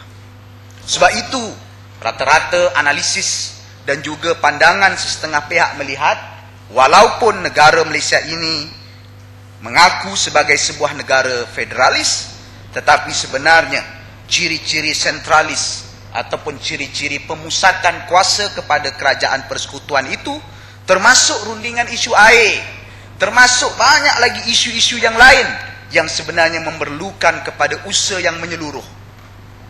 Jadi saya berharap sempena dengan masih lagi sambutan ke-50 Dewan Undangan Negeri Selangor dan Parlimen Malaysia yang berjalan serentak ini, mari kita melihat fungsi federalisme ini. Saya mencadangkan pihak pengurusan Dewan, pihak kerajaan negeri, supaya kita dapat melihat dan mengkaji seminar, membuat kajian yang menyeluruh untuk memastikan pada masa depan. Ini bukan untuk kepentingan Pakatan Rakyat dan mana-mana parti, tapi saya kira manalah tahu tiba-tiba kerajaan Pakatan Rakyat insya-Allah pada pilihan raya akan datang memerintah Putrajaya, ada negeri Perlis diketuai oleh Barisan Nasional, tidak berlaku apa yang dipanggil sebagai diskriminasi, kezaliman yang sudah pasti dapat kita elakkan apabila kita perintah dalam negara kita. Ini termasuk juga dengan bagaimana lawatan Perdana Menteri ke negeri-negeri pakatan. Baru-baru ini Perdana Menteri turun di banyak tempat di negeri pakatan, termasuk di negeri Selangor. Turunnya selaku Perdana Menteri, hadirnya selaku Perdana Menteri Malaysia. Suka ataupun tidak, beliau adalah Perdana Menteri Malaysia yang diiktiraf oleh Parlimen. Sebagai Perdana Menteri, urusan untuk turun ke negeri haruslah dan semoleknya disalurkan melalui pejabat menteri besar. Sebab itu bila Perdana Menteri ingin turun ke tempat saya pada tahun 2009 atau 2010, ingin turun di satu kawasan masjid, meminta kebenaran, apa saranan saya kepada wakil mereka bila bertemu dengan wakil-wakil kita di bawah? Kalau nak saya uruskan boleh, tetapi melalui pejabat menteri besar, dan kita insya-Allah akan uruskan sebagaimana yang selayaknya. Tapi Perdana Menteri mungkin menggunakan dana Perdana Menteri, menggunakan nama Perdana Menteri, turun ke negeri-negeri pakatan, tidak memberi maklum, tidak memberikan jemputan, yang akhirnya membawakan mesej-mesej politik yang total tentang Barisan Nasional, memburukkan nama-nama Pakatan Rakyat dengan tuduhan-tuduhan yang tidak berasas. Saya tidak ada masalah kalau beliau hadir selaku ketua ataupun presiden UMNO. Tapi apabila turun atas nama Perdana Menteri, mengarahkan pejabat-pejabat awam melalui jabatan mereka, mengarahkan wakil-wakilnya, tidak melalui the current government dengan izin ataupun pentadbiran yang sedia ada pada ketika ini, saya kira ia sedikit sebanyak membayangkan sikap tidak matang kita dalam memahami dan menjalankan federalisme dan menghormati keputusan rakyat dalam pilihan raya yang akan datang. Ia nampak seperti di awang-awang apa yang saya sebut ini. Puan Speaker. Terima kasih Batu Kif. Saya tertarik dengan isu berkaitan dengan lawatan Perdana Menteri ke kawasan, turun ke kawasan ke Selangor. Saya nak maklumkan kepada, untuk info kepada Batu Kif bahawa Don Skincan juga bulan yang lepas Perdana Menteri buat pertama kalinya sejak 54 tahun ada seorang Perdana Menteri turun ke Don Skincan. Saya ucapkan terima kasih. Tetapi apa yang saya difahamkan dalam masa singkat lawat ke Skincan, ke sekolah Yok Kuan, masa yang singkat pukul 12 sampai 1 lebih ke 2 balik, dia membelanjakan. Saya beli maklumat 700,000 lebih. 700,000 lebih. Bawa basnya dan sebagainya, makanannya 700,000 lebih. Apakah ini bukannya satu pembaziran yang tidak sewajarnya diamalkan oleh seorang Perdana Menteri yang membazir dari soal kontes ini? Saya minta pandangan daripada Batu Kif. Skincan, kalau jamuan hari lahir sampai 92,000, 700,000 ni saya kira tinggal berapa kali, 7 kali jamuan hari lahir ada 700,000. Mungkin di mata Perdana Menteri ia sangat kecil, tetapi bagi rakyat Malaysia yang sedang berdepan dengan masalah kenaikan harga barang dan sebagainya, ia merupakan satu contoh dan teladan yang tidak elok bagaimana pentadbiran yang sepatutnya berjalan, yang concern, yang prihatin, yang dapat melihat rakyat di peringkat bawah tidaklah di atas dan tidak terlalu sebentar kali sekejap lagi.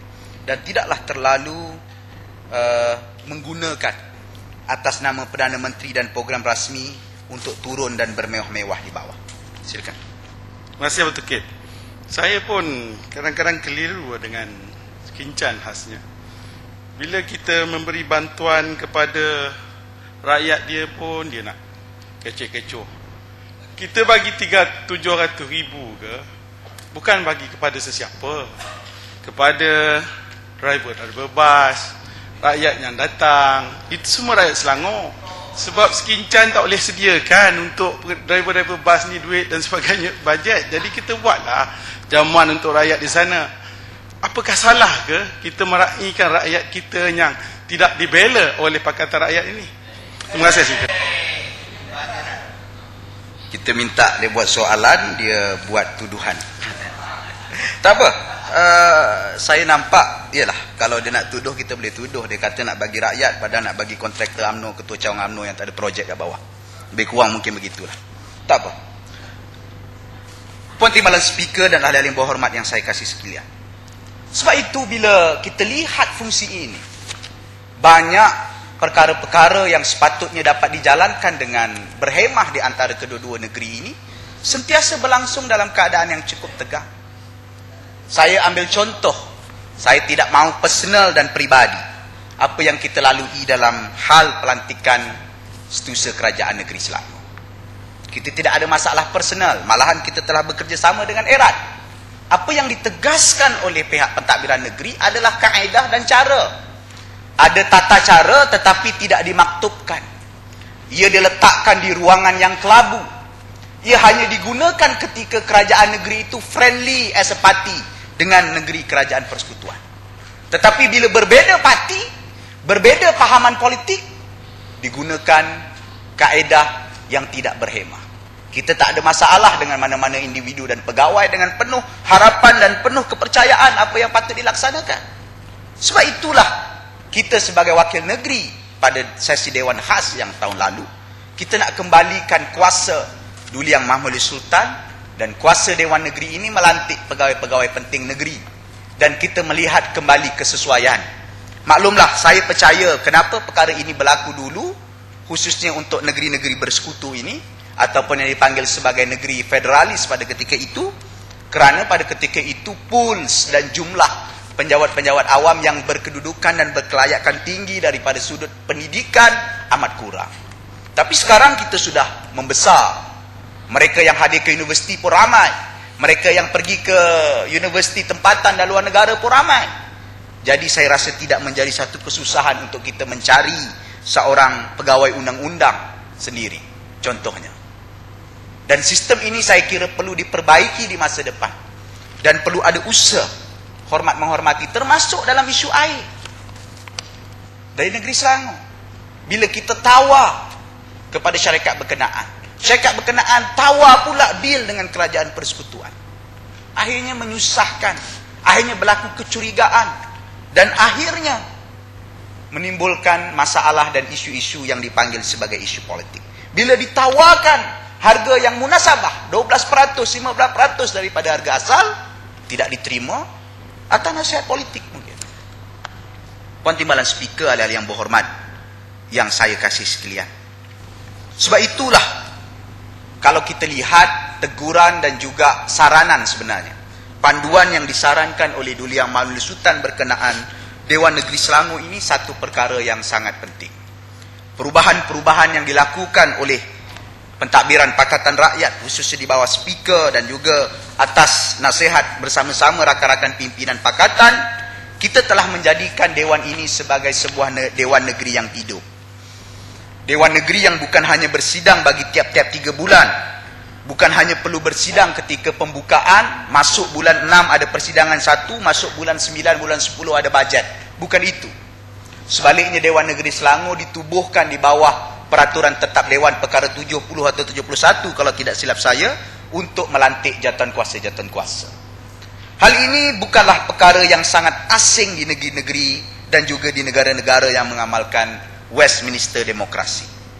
Jawatan kuasa pilihan khas mengenai PBT, Jawatan Kuasa Pilihan Khas mengenai anak-anak syarikat kerajaan negeri ABAS, Jawatan Kuasa Pilihan Khas mengenai pejabat tanah dan daerah padat sebagai contoh yang telah ditubuhkan oleh Dewan Negeri Selangor, merupakan satu mekanisme bagaimana ahli-ahli dewan ini dapat berfungsi dengan fungsi yang sepenuhnya. Sebagaimana yang pernah saya sebut, sewajarnya dewan ini menjadi dewan yang merupakan rumah kedua kita. Di sinilah kita berjumpa, di sinilah kita bertemu, membincangkan, dan daripada sini juga penubuhan-penubuhan Jawatan Kuasa Pilihan Khas, termasuk Jawatan Kuasa Pilihan Khas sebagai accountability dan juga transparansi, SELCAT, termasuk Jawatan Kuasa Khas yang melihat kepada freedom of information sebagaimana yang sebelum ini. Ini adalah contoh yang kemudiannya sekarang ini dipraktikkan di Parlimen dengan Jawatan Kuasa Pilihan Khas penambahbaikan sistem pilihan raya ataupun Parlimen Select Committee PSC yang dianggotai oleh Bukit Antarabangsa. Tuan Speaker, namun begitu saya sedikit kecewa dengan reaksi dan maklum balas yang ditonjolkan oleh Barisan Nasional dalam melihat jawatan kuasa ini. Mereka melihat jawatan kuasa ini bukanlah satu badan yang sepatutnya mereka anggotai. Bila kita tawar mereka sebagai pengerusi Public Account Committee PAC, jawatan kuasa kira-kira awam negeri, mereka menolak. Sedangkan ini amalan di negeri-negeri Westminster demokrasi. Bila kita memanggil SELCAT sebagai contoh, mereka tidak hadir dengan alasan kononnya ingin memburukkan mereka. Bukan wakil-wakil Barisan Nasional saja dipanggil. Seri Setia pernah dipanggil, Seri Muda pernah dipanggil, ramai yang telah dipanggil. Dan ada pula yang salah faham. Bentar, sikit. Ada yang salah faham melihat bahawa jawatan kuasa ini seolah-olah menjadi mahkamah. Terima kasih Batu Kif. Seri Setia bukan bangun sebab nama Seri Setia disebut, tapi sebab nak bertanya, sebab respon daripada pembangkang lain-lain. Ada yang tolak, kata ni mahkamah, ada yang hadir, ada yang nak saman dan sebagainya. Jadi pohon pendapat Batu Kif. Terima kasih. Saya kira inilah perkara penting yang patut kita lakukan di peringkat persekutuan, dan juga kenapa kita perlu sampai ke Putrajaya. Untuk kita memperbetulkan persepsi ini di kalangan rakyat. Membetulkan persepsi ini di kalangan ahli-ahli dewan dan ahli-ahli politik dalam negara kita. Bahawa jawatan kuasa ini bukan mahkamah. Jawatan kuasa ini bukan satu penghinaan. Jawatan kuasa ini ingin melihat bagaimana peraturan kerajaan. Saya pun sangat sedih bila ada seorang pemimpin, khabarnya bakal antara list menteri besar kalau BN menang, sebut ini mahkamah kangaroo. Kawan dia daripada Permatang, don di bawah parlimennya, ahlinya. Maknanya dia nak panggil pematang kangaroo. Belajar undang-undang, tak faham perjalanan dewan, lama jadi ahli parlimen, duduk jadi ahli politik. Tuan Speaker, kalau kefahaman yang sangat mudah ini pun tidak dapat difahami, apakah kita nak beri harapan kepada Barisan Nasional untuk perintah? Ini yang saya sebutkan sebelum ini, berlaku persenyawaan haram di antara legislatif dan eksekutif di banyak tempat. Keputusan yang dibuat oleh kerajaan sewenang-wenangnya diluluskan oleh Dewan dengan kemudahan 2/3, dengan semua mengangguk, tanpa perlu membahaskan dengan secara tuntas, berilmiah dan secara waras dan rasional. Tuan Speaker, sebab itulah saya ingin menyeru kepada semua pihak, termasuk rakyat negeri Selangor. Daripada mekanisme-mekanisme inilah kita dapat memastikan kaedah perjalanan serta atur cara yang dilaksanakan oleh kerajaan negeri berjalan dengan seadilnya. Dengan mata dan telinga inilah cara yang sebenar, sewajarnya negeri dapat berjalan, sewajarnya ahli dewan dapat berfungsi, sewajarnya ahli-ahli politik dapat berfungsi. Dan kita bukanlah menang sebab lampu jalan. Kita bukanlah sebab menang dengan longkang. Kita bukan sebab menang dengan buat jembatan. sebagaimana propaganda yang dimainkan oleh Barisan Nasional sejak sebelum merdeka sampailah sekarang di sebagai tempat. Kita perlu maju ke depan. Inilah kemajuan politik. Saya nak dengar Gombak Setia sebut benda ni. Ingatnya 50 tahun dia nak bincang benda ni. Ini dia bincang meru dia. Saya. Itu tak apa, nanti saya cerita lain. Sebab itulah bila kita minta Dewan ini dapat dipertingkatkan, Dewan ini dapat dimanfaatkan dengan lebih tinggi, saya ada sedikit kecewa juga. Kerana kita belum lagi melaksanakan sepenuhnya di peringkat negeri. Walaupun kita sudah menjadi ikutan dan sudah menjadi pedoman oleh beberapa tempat, termasuk jawatan kuasa yang saya sebut ini, namun kita perlu segera menetapkan penubuhan selesa ini, iaitu enactment yang memberikan kebebasan kepada Dewan, dan daripada situlah wujudnya apa yang dipanggil separation of power dan pengasingan kuasa yang merupakan tunjang dan nadi penting kepada pembentukan negara kita dan negeri Selangor Darul Ihsan. Ahli yang berhormat, daripada penubuhan itu dengan pengukuhan institusi Dewan inilah maknanya kita dapat memastikan bual bicara, perkataan, kajian serta lontaran daripada ahli Dewan ini betul-betul merupakan satu lontaran yang betul. Saya tak nak salahkan di sebelah sana sangat dan juga di sebelah sini atas beberapa kesalahan fakta. Mungkin sebab masa tak ada. Malam pergi ceramah, malam pergi program, tidak ada mereka yang membuat kajian. Tapi kecewa jugalah benda-benda yang mudah sebagaimana yang ditonjolkan oleh Ketua Pembangkang. Saya lihat Ketua Pembangkang menyebut bahawa beberapa program-program yang telah dilaksanakan oleh kerajaan negeri tidak pernah dibuat oleh kerajaan negeri. Sedangkan komputer depan mata dia, surat khabar ada bersepah di sana mari.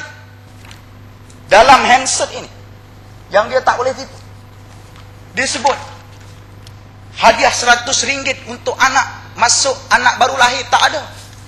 Sedangkan kalau dia buka komputer, dia search MES dalam laman merakyatkan ekonomi negeri Selangor, www.mes.selangor.gov.my, search, dicari statistik pada tahun 2009 apa yang dipanggil hadiah anak baru lahir yang dipanggil tawas tabung anak warisan Selangor adalah berjumlah RM1,29,700.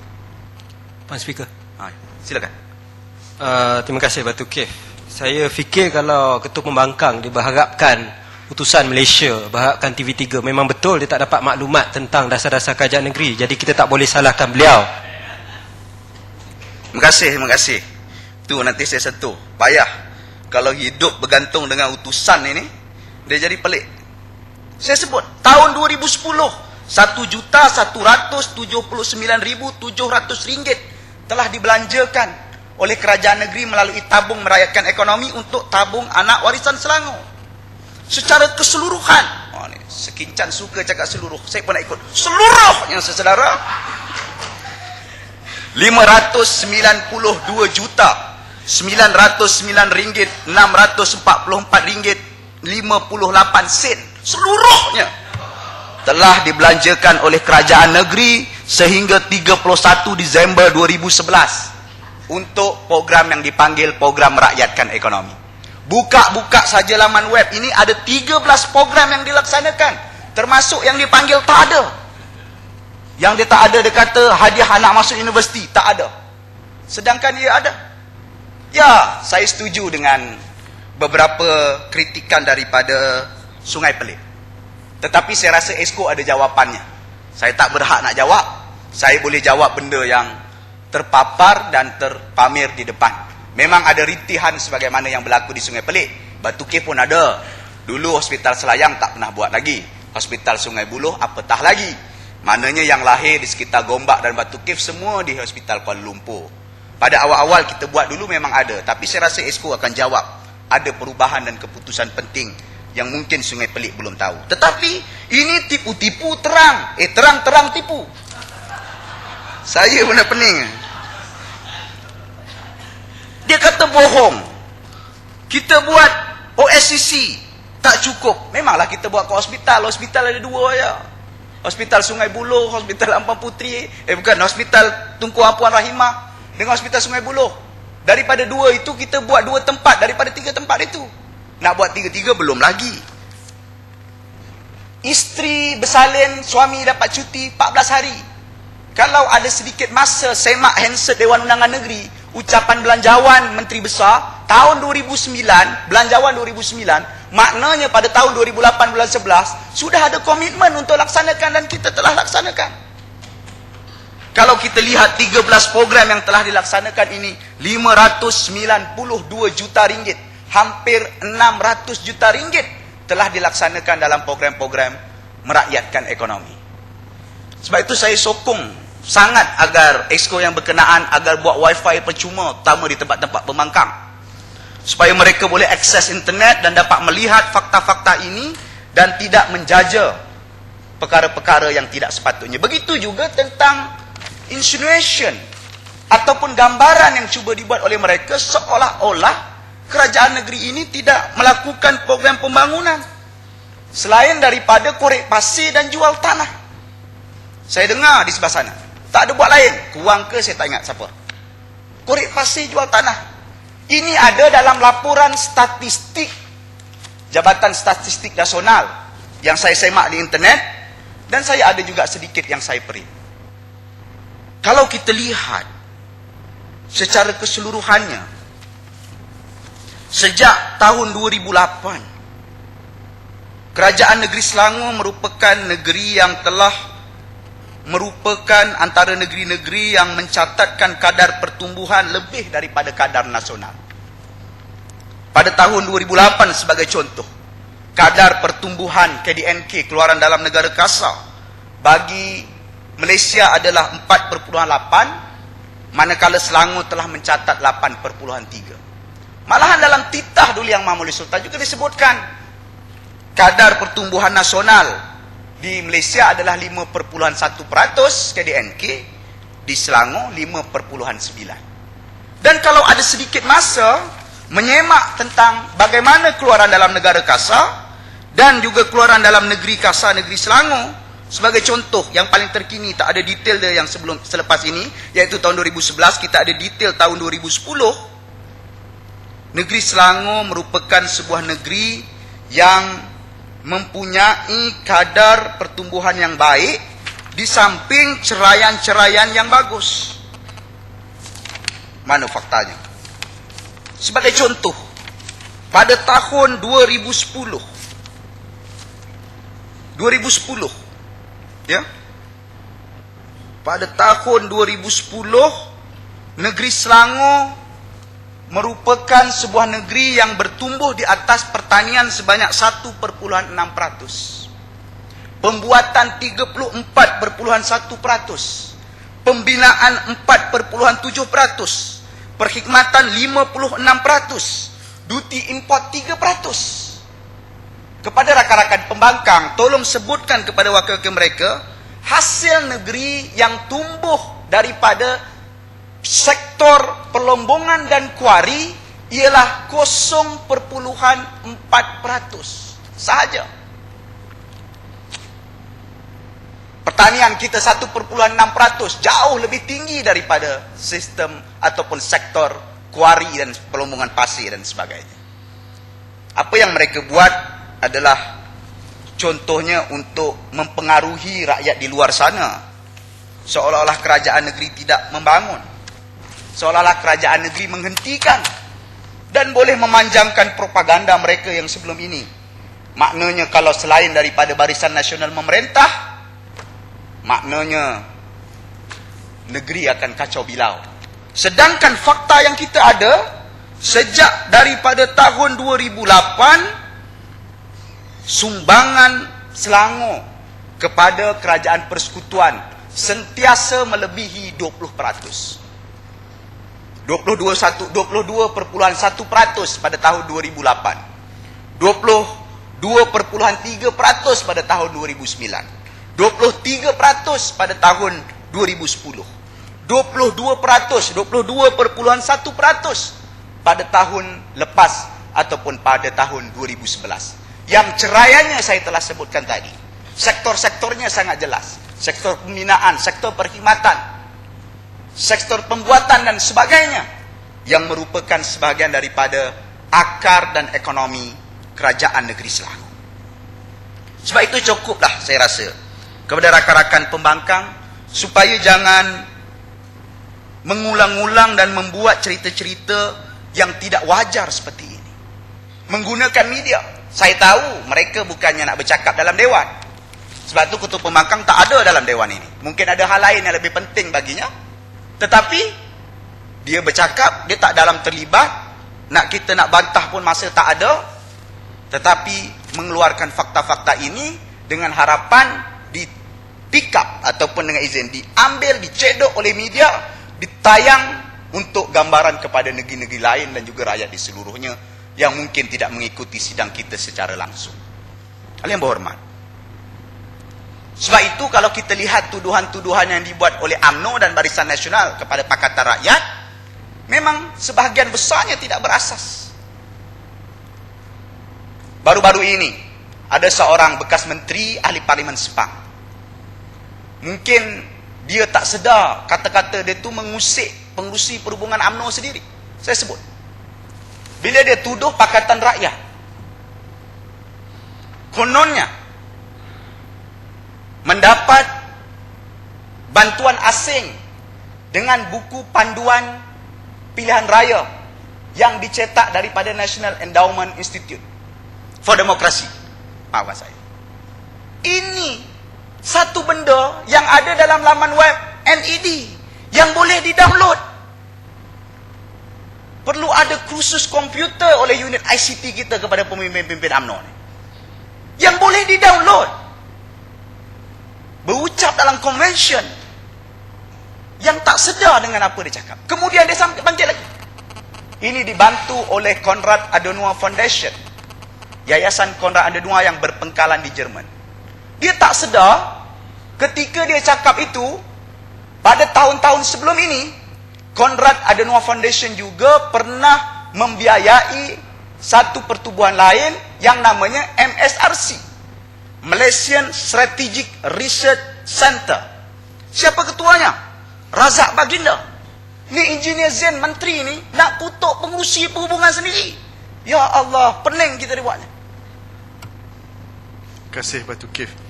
Merujuk kepada Konrad Adenauer, baru-baru ini Jawatan Kuasa Pilihan Khas Parliamentary Select Committee berhubung penambahbaikan proses pilihan raya telah mengadakan lawatan kerja ke Eropah, khususnya United Kingdom, Germany dan Denmark.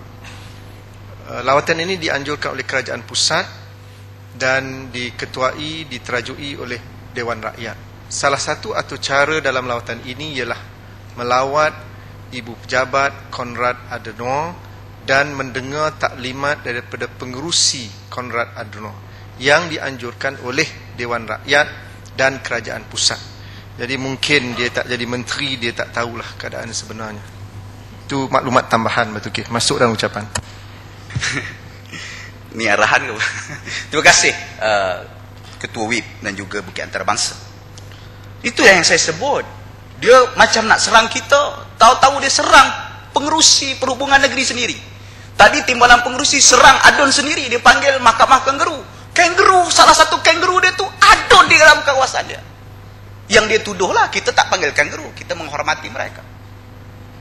Hal yang berhormat yang saya kasih sekalian. Wah, datang. Tuan-tuan, hal yang berhormat sekalian. Sebab itulah yang saya sebut tadi. Apabila kita mendengar ucapan-ucapan yang dibuat oleh media yang dipengaruhi oleh Barisan Nasional ni, kadang-kadang kita pun pening. Sebagai contoh, baru ni ada sentuhan hati daripada Radio TV Malaysia. Mereka menghubungi saya, bertanyakan tentang masalah. Saya diinterview hampir 40 minit oleh RTM. Isi interview tu saya tak boleh nak jelaskan lah sebab panjang. Mungkin kita terpaksa bersidang pukul 7.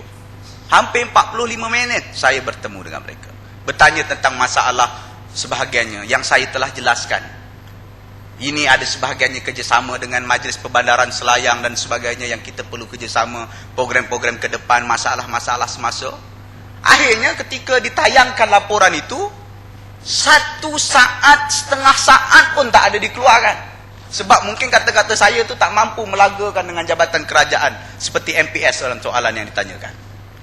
Dia tayang ada sampah banyak bersepah. Saya tak nafikan awal-awal bulan lalu ada sedikit masalah. Alhamdulillah kita telah tangani. Saya ucap terima kasih banyak-banyak kepada Majlis Pembenaran Selayang. Tetapi gambar yang ditunjuk itu gambar apa? Gambar 3 hari selepas perayaan Taipusam yang telah dibersihkan oleh Majlis Perbandaran Selayang. Dia nak tipu rakyat negeri lain, lukakan hati rakyat di kawasan Batu Kif. Cukuplah. Cukup. Jangan mengulang-ulang perangai, menyambung fitnah. Kita diajar dalam Al-Quran surah An-Nur sebagai contoh.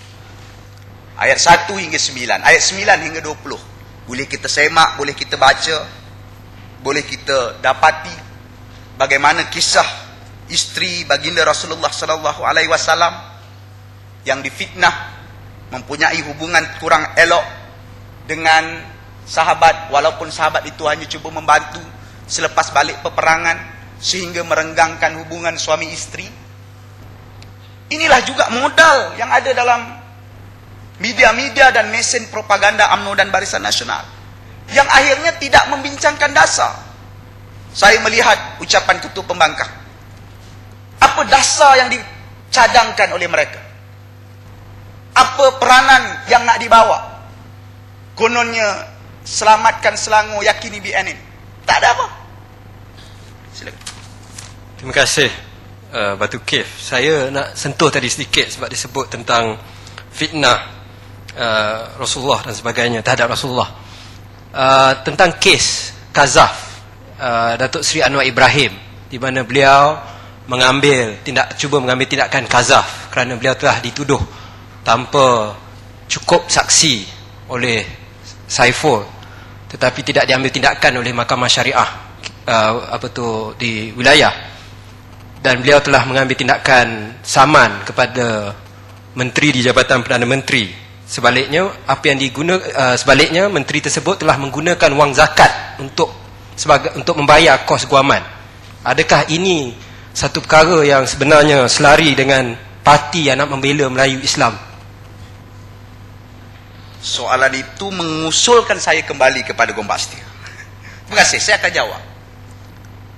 Tuan Speaker, inilah contoh macam mana apabila kuasa digunakan untuk kepentingan peribadi dan melanggar garis-garis dan juga norma prinsip walaupun namanya Menteri Agama. Agaknya ada mazhab baru.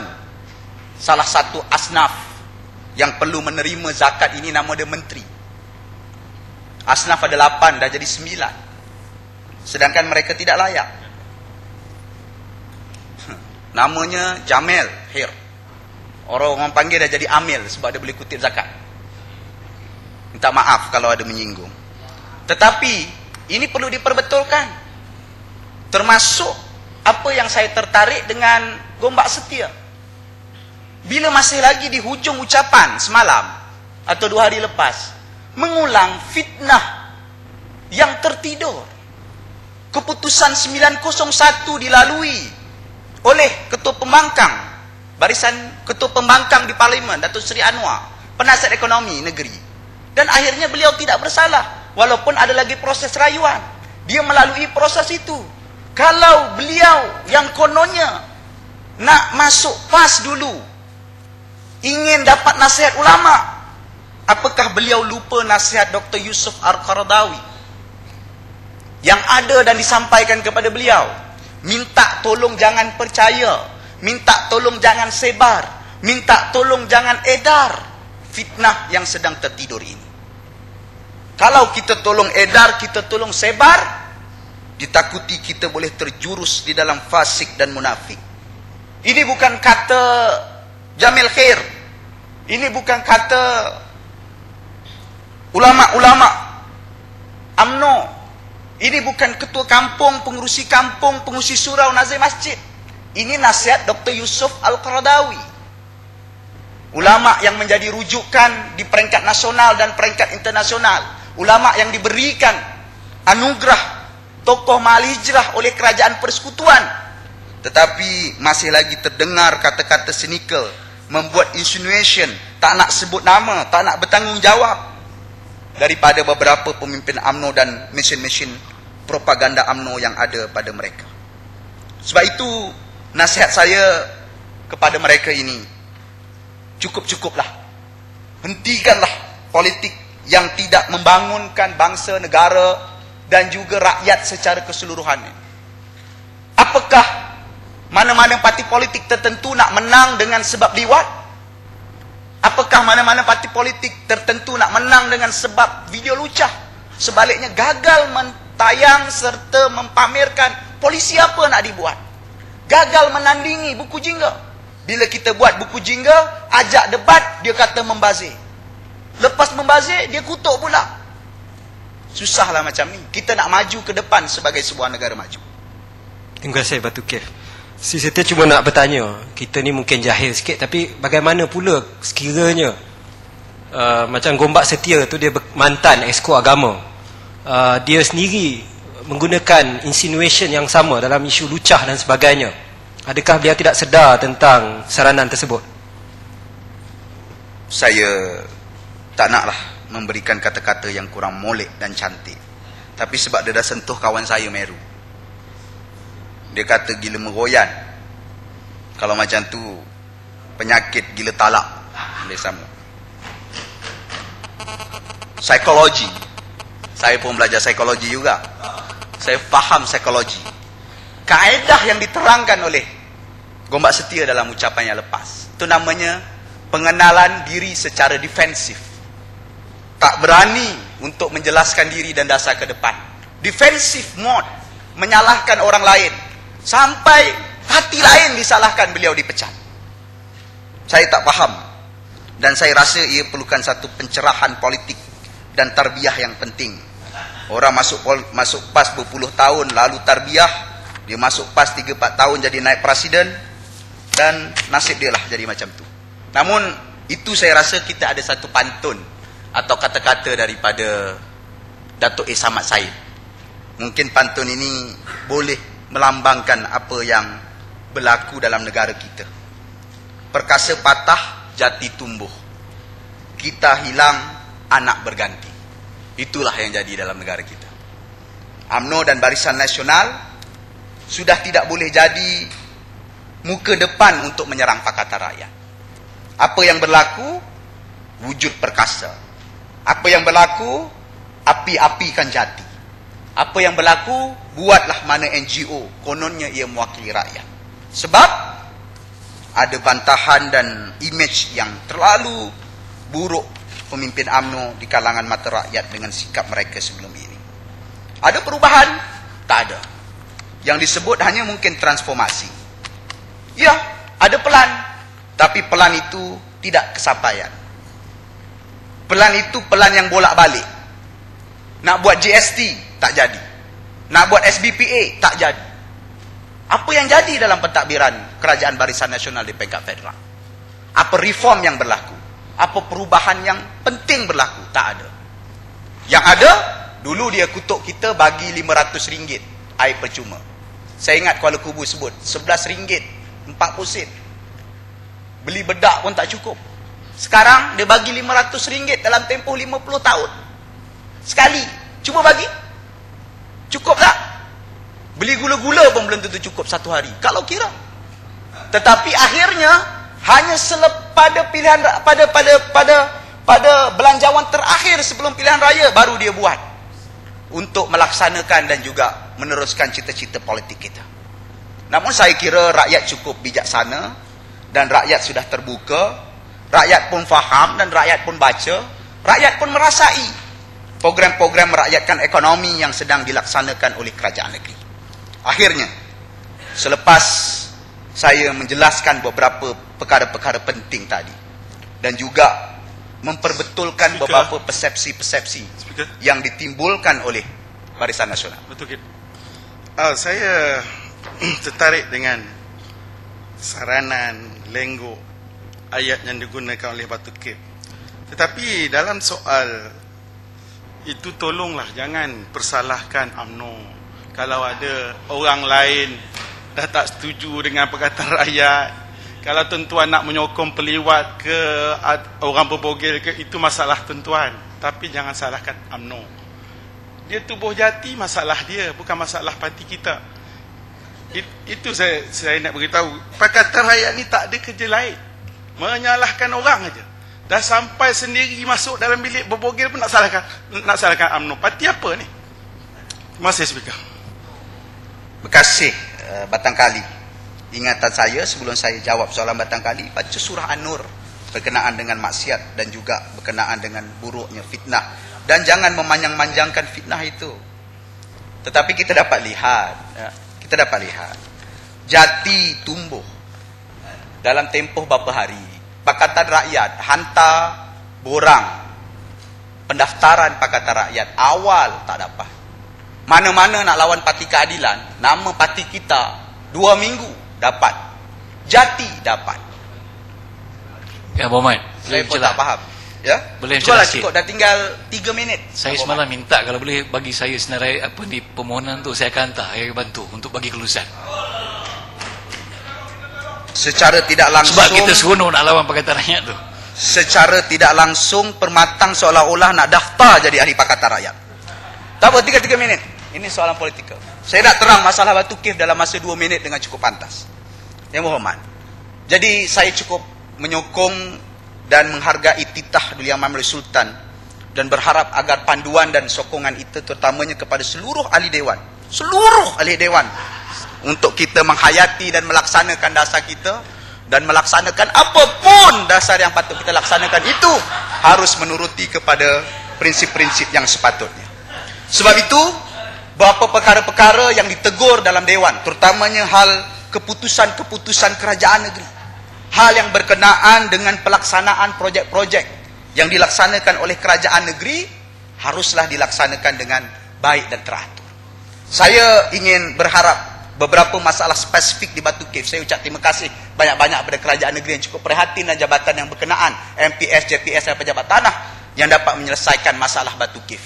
Batu Cave dulu banjir, alhamdulillah dalam tempoh 4 tahun kita dah mengurangkan masalah banjir itu sampai 90%. 90%. Jangan jadi. Seterusnya berkenaan dengan masalah tanah. Masalah tanah di kawasan Batu Cave. Saya kira saya ucap terima kasih Kampung Indian Settlement dapat kita selesaikan. 50 tahun wakil rakyat di situ daripada UMNO dan Barisan Nasional. 2 penggal terakhir daripada MIC yang mewakili masyarakat India, kawasan Indian Settlement tak selesai. Namun di bawah Pakatan Rakyat, walaupun wakilnya orang Melayu dan Islam, kita dapat selesaikan. Namun begitu ada beberapa masalah-masalah berbangkit yang perlu kita selesaikan, dan saya berharap isu-isu seperti Jalan 10D dan beberapa isu-isu yang melingkari program-program setinggan SIFA yang belum lagi dilaksanakan dengan baik, yang belum lagi dapat dimanfaatkan dengan baik, dapat dilaksanakan, termasuk peruntukan-peruntukan maris dan sebagainya. Jam 4.30 petang, jadi saya minta maaf kalau saya tak berhenti, saya dipaksa untuk berhenti, dan saya berharap agar kita dapat berjumpa lagi selepas ini, membawa perubahan dan menuju Putrajaya insya-Allah dalam pilihan raya yang akan datang. Salam reformasi. Assalamualaikum warahmatullahi wabarakatuh. Terima kasih Batu Cave. Masa untuk berbahas sudah tamat.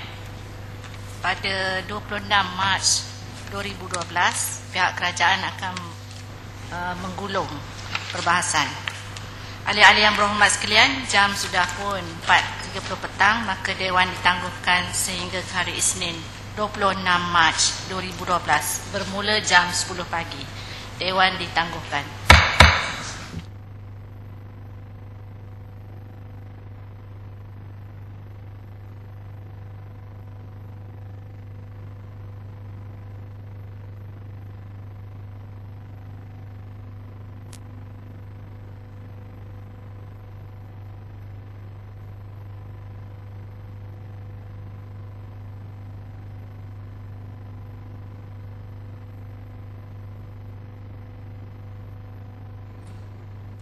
Baiklah, terima kasih untuk anda yang terus bersama dengan kami menerusi laman putera rasmi TV Selangor yang baru www.selangorku.com. Kembali lagi bersama dengan Niza dan di sebelah kiri Niza adalah Syed. Alhamdulillah. Dan sebentar tadi telah pun ditangguhkan buat kali yang kedua sesi perbahasan kita pada hari ini dan akan disambung semula pendengaran ini ataupun sesi penggulungan pada hari Isnin nanti yang 26 Mac. Yang akan dilakukan oleh barisan pihak pembangkang. Ya, jadi ayolah kita sama-sama untuk mengikuti siaran ini daripada semasa ke semasa hinggalah ke akhir tempoh perbahasan kita pada tanggal 30 ataupun 31 begitulah ya. Betul. Dan mengikut kata timbalan speaker sebentar tadi, pada 26 nanti akan diadakan sesi penggulungan. Dan kita nak buat imbasan sedikit Syed untuk di sesi petang ini apa yang dapat kami kongsikan bersama dengan anda sekarang, di mana di sesi petang ini turut membahas ialah Adun Sri Setia Yang Berhormat Nik Nazmi, di mana dalam ucapan beliau pengundi Kampung Saujana mendapat tahu mereka dipindah kawasan mengundi daripada Sri Setia ke Kota Damansara tanpa pengetahuan pengundi-pengundi tersebut, manakala ucapan daripada Yang Berhormat Amiruddin Syahari sebentar saja tadi yang merupakan Adun Batu Kif, beliau berkata sistem persekutuan yang diperjuangkan beberapa generasi dan memberi kuasa tertentu kepada kerajaan negeri harus diiktiraf sepenuhnya. Dan yang terakhir mungkin yang dapat Niza kongsikan bersama dengan anda untuk imbasan sesi petang, apa yang Niza dapat di sini, Yang Berhormat Hanayo iaitu Adun Subang Jaya, beliau berkata dalam ucapannya pada petang ini memaklumkan pembinaan jambatan yang mencukupi di kawasan sekolah adalah amat penting bagi menjamin keselamatan para pelajar di negeri Selangor ini khususnya. Dan kata memetik kembali apa yang disampaikan oleh Subang Jaya sebentar tadi, iaitu Hanayo, iaitu perbahasan usul menjunjung kasih titah ucapan Duli Yang Maha Mulia. Terdapat 11 isu yang dibangkitkan, 11 perkara yang seharusnya diambil tindakan, yang seharusnya diselesaikan, dan salah satunya itu adalah yang disebut oleh Niza sebentar tadi. Baik, jadi Niza, kalau kita nak ulas semua yang diperbahaskan pada sesi sepanjang hari ini memang tidak memadai ataupun tidak mencukupi masa itu. Namun apa yang boleh anda lakukan, anda boleh melayari laman portal selangorku.com untuk mengikuti pelbagai cerita-cerita ataupun berita-berita yang dimuatkan dalam portal tersebut untuk makluman semua. Ya Niza, ya. Betul Syed, apa yang kami paparkan untuk anda adalah yang terkini untuk hari ini bagi sesi mesyuarat pertama penggal kelima Dewan Undangan Negeri Selangor ke-12 tahun 2012. Dan hanya di Selangorku saja anda boleh mendapat segala sumber maklumat tersebut, tidak di portal-portal lain. Baik Niza, demikian tadi sesi perbahasan yang telah pun sempat kami sampaikan untuk anda, dan insya-Allah kita akan bertemu lagi pada pertemuan-pertemuan yang akan datang, iaitu pada hari Isnin nanti Niza. Betul, insya-Allah hari Isnin nanti kita akan bersama dengan DJ Zubli di sesi paginya, dan di sebelah petang kembali lagi akan bersama dengan Niza. Ya, jadi mewakili seisi kru penerbitan Selangorku mengucapkan terima kasih untuk anda yang terus setia bersama-sama kami. Hingga berjumpa lagi. Assalamualaikum.